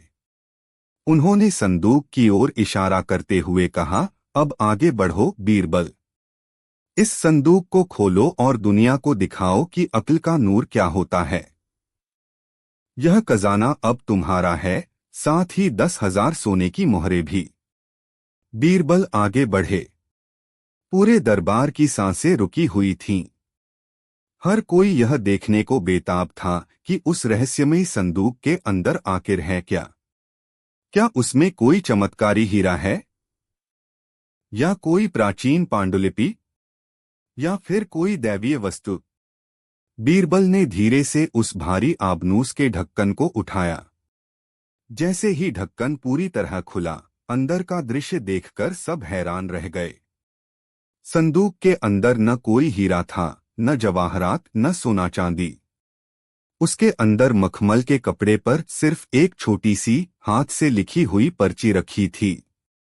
दरबार में कानाफूसी शुरू हो गई। बस एक पर्ची, यह कैसा खजाना है? एक दरबारी ने दूसरे से कहा। बीरबल ने झुककर उस पर लगा दिया था। खजाने के दरवाजे खोल दिए गए। राजस्थान से संगमरमर, फारस से नीलम, श्रीलंका से माणिक और तिब्बत से फिरोजा लाया जाने लगा। सोने और चांदी को पिघलाकर दीवारों पर नक्काशी की योजना बनाई गई। महल की नींव रख दी गई और दिनरात पत्थरों को तराशने की आवाजें गूंजने लगीं। शुरुआत में तो सब कुछ तेजी से होता हुआ दिखा। पहले हफ्ते में ही महल का ढांचा खड़ा होने लगा। अकबर हर शाम उस जगह का मुआयना करने जाते और काम की रफ्तार देखकर खुश होते। बहराम खान भी कभी कभी उनके साथ होता और मुगलिया सल्तनत की ताकत की तारीफ करता। लेकिन जैसे जैसे दिन बीतने लगे, उस्ताद अहमद और उनके साथियों को समझ आने लगा कि वे क्या बनाने की कोशिश कर रहे हैं। वे एक खूबसूरत, एक आलीशान, एक बेशकीमती इमारत तो बना सकते थे, लेकिन जन्नत कैसे बनाते? जन्नत की हवा में तो खुशबू होती है, वहां तो फरिश्तों के गीत गूंजते हैं, वहां तो नूर बरसता है। वे संगमरमर और सोने से नूर कैसे पैदा करते? दूसरा हफ्ता खत्म होते होते काम की रफ्तार धीमी पड़ने लगी। कारीगर थक चुके थे। उस्ताद अहमद के चेहरे पर निराशा और खौफ साफ दिखने लगा था। उन्होंने महल के बीचों बीच फव्वारे लगवाए, चारों तरफ बाग लगवाए, दीवारों पर जन्नत के दृश्य बनवाए, लेकिन जब भी वह अपनी रचना को देखते, उन्हें वह सिर्फ एक और शाही महल लगता था, इससे ज्यादा कुछ नहीं। मुल्ला दो प्याजा हर रोज शहंशाह के कान भरते, हुजूर, लगता है उस्ताद अहमद के बस की बात नहीं है। वह आपका पैसा और वक्त दोनों बर्बाद कर रहा है। अकबर का सब्र भी अब जवाब देने लगा था। वह जब भी महल देखने जाते, उन्हें वहां पत्थर, मिट्टी और मजदूरों का पसीना ही नजर आता, जन्नत की कोई झलक नहीं मिलती। उनका सपना टूट रहा था और अपनी शान पर लगी चोट उन्हें बर्दाश्त नहीं हो रही थी। एक शाम, जब महीना पूरा होने में सिर्फ 10 दिन बचे थे, अकबर गुस्से में उस्ताद अहमद पर बरस पड़े। यह क्या बना रहे हो तुम? यह है तुम्हारी जन्नत? इसमें और हमारे हरम के किसी हिस्से में क्या फर्क है? हमने तुम्हें खजाना दिया और तुमने हमें एक मामूली इमारत दी। उस्ताद अहमद रोते हुए उनके कदमों में गिर पड़े। जहां पनाह, मुझे माफ कर दें। इंसान मिट्टी और पत्थर से इमारत बना सकता है, खुदा की जन्नत नहीं। यह काम नामुमकिन है। आप चाहें तो मेरा सिर कलम कर दें, लेकिन मैं आपके ख्वाब को हकीकत में नहीं बदल सकता। यह सुनना था कि अकबर का गुस्सा 7वें आसमान पर पहुंच गया। अपनी नाकामी को स्वीकार करना उनकी शान के खिलाफ था। उन्होंने तलवार निकाल ली। तभी पीछे से एक शांत आवाज आई, शहंशाह, एक बेबस कारीगर पर अपनी ताकत आजमाना आपकी शान को शोभा नहीं देता। आवाज बीरबल की थी। वह सही समय पर वहां पहुंच गए थे। अकबर ने पलटकर बीरबल को घूरा। तो तुम बताओ बीरबल, तुम तो बहुत अक्लमंद बनते हो। बताओ हम अपनी शान कैसे बचाएं? हम फारस के दूत को क्या मुंह दिखाएंगे? क्या हम मान लें कि शहंशाह हिंद ने अपनी झूठी शान में एक नामुमकिन वादा कर दिया था? बीरबल ने बड़ी शांति से जवाब दिया, जहां पनाह, वादा नामुमकिन नहीं है, उसे पूरा करने का तरीका गलत है। आपने जन्नत बनाने का हुक्म दिया, एक खूबसूरत इमारत बनाने का नहीं। क्या मतलब है तुम्हारा? अकबर ने पूछा। हुजूर, जन्नत ईंट और पत्थर से नहीं बनती, एहसास और अनुभव से बनती है, बीरबल ने कहा। उस्ताद अहमद एक बेहतरीन वास्तुकार हैं, लेकिन वह जज्बात के कारीगर नहीं हैं। अगर आप इजाजत दें और इस काम की पूरी जिम्मेदारी मुझे सौंप दें, तो मैं वादा करता हूं कि 10 दिन बाद जब बहराम खान इस जगह आएगा, तो उसे यहाँ जन्नत ही नजर आएगी। दरबार में जो भी लोग मौजूद थे, वे हैरान रह गए। बीरबल क्या करने वाले थे? वह 10 दिन में ऐसा क्या चमत्कार कर सकते थे जो इतने कारीगर एक महीने में नहीं कर पाए? मुल्ला दो प्याजा ने ताना कसा, अब यह मस्करा महल बनाएगा। हुजूर, इसकी बातों में मत आइए। यह आपको और शर्मिंदा करवाएगा। लेकिन अकबर के पास कोई और रास्ता नहीं था। वह अपनी इज्जत बचाने के लिए कुछ भी करने को तैयार थे। उन्होंने एक गहरी सांस ली और कहा, ठीक है बीरबल, हम तुम्हें यह मौका देते हैं। यह जिम्मेदारी अब तुम्हारी है। तुम्हें जो चाहिए मिलेगा। लेकिन याद रखना, अगर तुम नाकाम हुए तो उस्ताद अहमद की जगह जल्लाद के सामने तुम खड़े होगे। मंजूर है जहांपनाह, बीरबल ने सिर झुकाते हुए कहा। उस रात उस्ताद अहमद और सारे कारीगरों को काम से हटा दिया गया। आधी अधूरी बनी उस इमारत के चारों तरफ ऊंचे पर्दे लगा दिए गए ताकि कोई अंदर न देख सके। पूरा आगरा इस रहस्य को लेकर कानाफूसी कर रहा था कि आखिर बीरबल ऐसा क्या करने वाले हैं। बीरबल ने सल्तनत के खजाने से एक बड़ी रकम ली और अपने कुछ भरोसेमंद लोगों के साथ उस पर्दे के पीछे गायब हो गए। शहंशाह की शान का पूरा बोझ अब अकेले बीरबल के कंधों पर था। अध्याय 3 बीरबल की रहस्यमयी तैयारी। अगले 9 दिन आगरा के लोगों के लिए किसी पहेली की तरह गुजरे। उस पर्दे वाली जगह पर कोई निर्माण का काम नहीं हो रहा था। पत्थरों को तराशने या हथौड़े की कोई आवाज नहीं आती थी। हाँ, कुछ अजीब अजीब चीजें जरूर हो रही थीं। लोगों ने देखा कि सल्तनत के सबसे बेहतरीन संगीतकार, गायक और शायर उस पर्दे के पीछे जा रहे हैं। कन्नौज से इत्र और गुलाब जल के सैकड़ों मटके अंदर ले जाए गए। कश्मीर से केसर और फलों की टोकरियां मंगवाई गईं। शहर के सबसे कुशल बावर्ची, चित्रकार और यहां तक कि कुछ नाटक मंडली के कलाकार भी उस घेरे के अंदर जाते हुए देखे गए। मुल्ला दो प्याजा हर रोज शहंशाह के पास जाकर शिकायत करते, आलमपनाह, आपका पैसा बर्बाद हो रहा है। बीरबल वहां महल नहीं बना रहा, बल्कि ऐशो आराम की महफिल सजा रहा है। वहां नाच गाना और दावतें चल रही हैं। वह आपकी शान का मजाक उड़ा रहा है। अकबर का दिल भी शंकाओं से भर जाता। बीरबल कर क्या रहे हैं? क्या उन्होंने हार मान ली है और सजा मिलने से पहले जिंदगी के आखिरी दिन मजे में गुजार रहे हैं? लेकिन उन्होंने बीरबल को जुबान दी थी, इसलिए वह खामोश रहे। फिर भी उन्होंने अपने कुछ जासूसों को पर्दे के पीछे का हाल जानने के लिए भेजा। जासूस जब वापस आए तो वे और भी हैरान थे। उन्होंने बताया, जहांपनाह, अंदर कोई इमारत नहीं बन रही है। आधी-बनी दीवारों को हरे कपड़ों से ढक दिया गया है और उन पर बेलबूटों की चित्रकारी की जा रही है। बाग में हजारों नए फूल और पेड़ लगाए जा रहे हैं। छोटे छोटे झरने बनाए गए हैं। संगीतकार नए नए राग तैयार कर रहे हैं और बावर्ची ऐसी चीजें बना रहे हैं जो हमने आज तक नहीं देखी। सब कुछ बहुत अजीब है। यह सुनकर अकबर का सिर चकरा गया।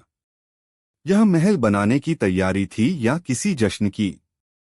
उनकी बेचैनी बढ़ती जा रही थी।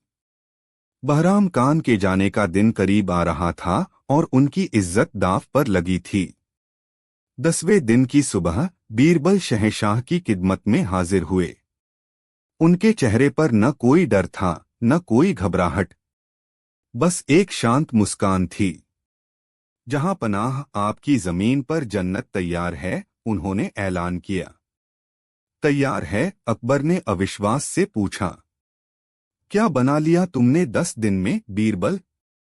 हमें सच सच बताओ। हुजूर, जो बना है उसे देखने के लिए आपको और आपके मेहमानों को आज शाम वहां तशरीफ लानी होगी।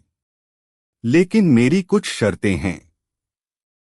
शर्तें? अकबर ने हैरानी से कहा। जी जहांपनाह, बीरबल ने कहा।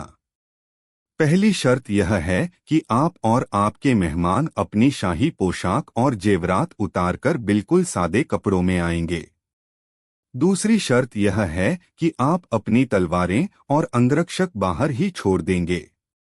और तीसरी और सबसे जरूरी शर्त, जब आप अंदर होंगे तो आप शहंशाह नहीं, बल्कि सिर्फ एक इंसान होंगे।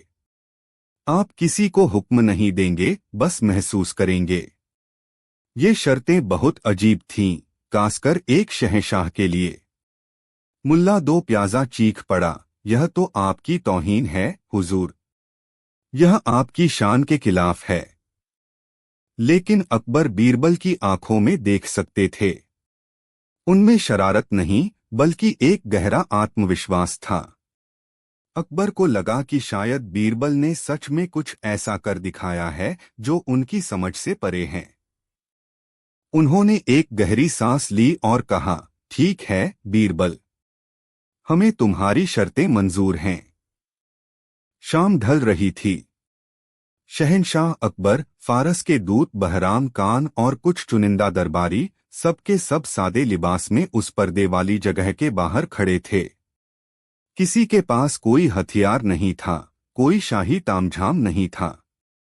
हवा में एक रहस्यमय खुशबू फैली हुई थी और कहीं दूर से संगीत की हल्की सी धुन आ रही थी।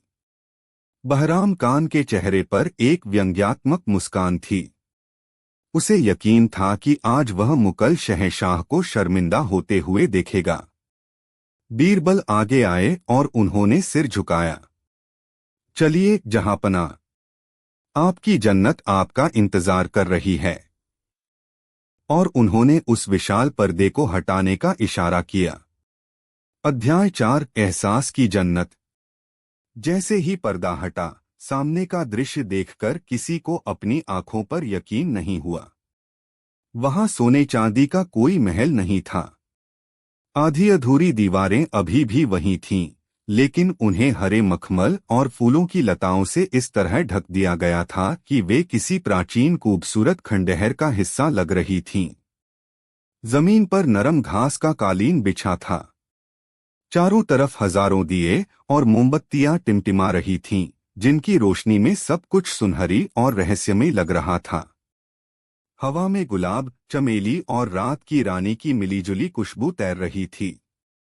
कहीं से सितार और सारंगी की धीमी, दिल को छू लेने वाली धुनें आ रही थीं। छोटे छोटे झरने बह रहे थे, जिनकी कलकल की आवाज उस संगीत में घुल मिल रही थी। यह कोई इमारत नहीं थी, यह एक अनुभव था। बीरबल ने आगे बढ़कर कहा, जहांपनाह, जन्नत में कोई शहंशाह या गुलाम नहीं होता। वहां सब बराबर होते हैं। इसलिए मैंने आपसे सादे कपड़ों में आने को कहा। जन्नत में हिंसा और डर की कोई जगह नहीं, इसलिए तलवारें बाहर रखवाएं। अब आप शहंशाह नहीं, बस एक मेहमान हैं। चलिए। अकबर, बहराम कान और बाकी लोग मंत्रमुग्ध होकर अंदर चले। जैसे ही उन्होंने अंदर कदम रखा, खूबसूरत लड़कियों ने उन पर फूलों की बारिश की और उन्हें केसर और गुलाब से बना ठंडा शरबत पेश किया। शरबत का एक घूंट पीते ही जैसे दिन भर की थकान और दिमाग का बोझ उतर गया। वे आगे बढ़े तो देखा कि एक तरफ आगरा के सबसे बेहतरीन बावर्ची छोटे छोटे स्टॉल लगाए खड़े हैं। वहां शाही पकवान नहीं, बल्कि ऐसे लजीज व्यंजन थे जिनकी खुशबू ही भूख जगा दे। कहीं फलों की चाट थी, कहीं गर्मागर्म जलेबी, कहीं बादाम का हलवा तो कहीं तरह तरह के कबाब। बीरबल ने सबको इशारा किया कि जो मन चाहे खाएं। बहराम कान, जो हमेशा शाही दस्तरखान पर खाता था, पहली बार इस तरह आम लोगों की तरह घूमकर खा रहा था। उसे यह अजीब लगा, लेकिन खाने का स्वाद इतना लाजवाब था कि वह अपनी उंगलियां चाटता रह गया। थोड़ा और आगे जाने पर एक मंच बना था, जहां सल्तनत के सबसे बड़े शायर अपनी सबसे खूबसूरत गज़लें और कविताएं सुना रहे थे। उनकी आवाज में ऐसा दर्द और ऐसी मिठास थी कि सुनने वालों की आंखों में आंसू आ गए। अकबर, जिन्हें शायरी का बहुत शौक था, वहीं घास पर बैठ गए और खो गए। उन्हें याद ही नहीं रहा कि वह शहंशाह हैं। एक कोने में कुछ चित्रकार बैठे कैनवस पर तस्वीरें बना रहे थे, जबकि कुछ बच्चे उनके आसपास बैठकर मिट्टी के खिलौने बना रहे थे। उनकी मासूम हंसी पूरे माहौल में घुल रही थी। एक और तरफ कुछ बुजुर्ग लोग आराम से बैठे हुक्का पी रहे थे और अपनी पुरानी कहानियां सुना रहे थे। बीरबल सबको एक खास जगह पर ले गए। वहां एक बड़ा सा बरगद का पेड़ था, जिसके नीचे हिंदू पंडित अपने श्लोक पढ़ रहे थे, मुस्लिम मौलवी कुरान की आयतें सुना रहे थे, सिख ग्रंथी गुरबानी का पाठ कर रहे थे और ईसाई पादरी बाइबिल से प्रार्थना कर रहे थे। सबकी भाषा अलग थी, तरीका अलग था, लेकिन सबकी आवाजें मिलकर एक ऐसा ईश्वरीय संगीत बना रही थीं, जो सीधे रूह में उतर रहा था। यह दृश्य देखकर बहराम खान की आंखें आश्चर्य से फटी रह गईं। उसने अपनी जिंदगी में ऐसा कुछ नहीं देखा था। अकबर की आंखों में भी आंसू थे।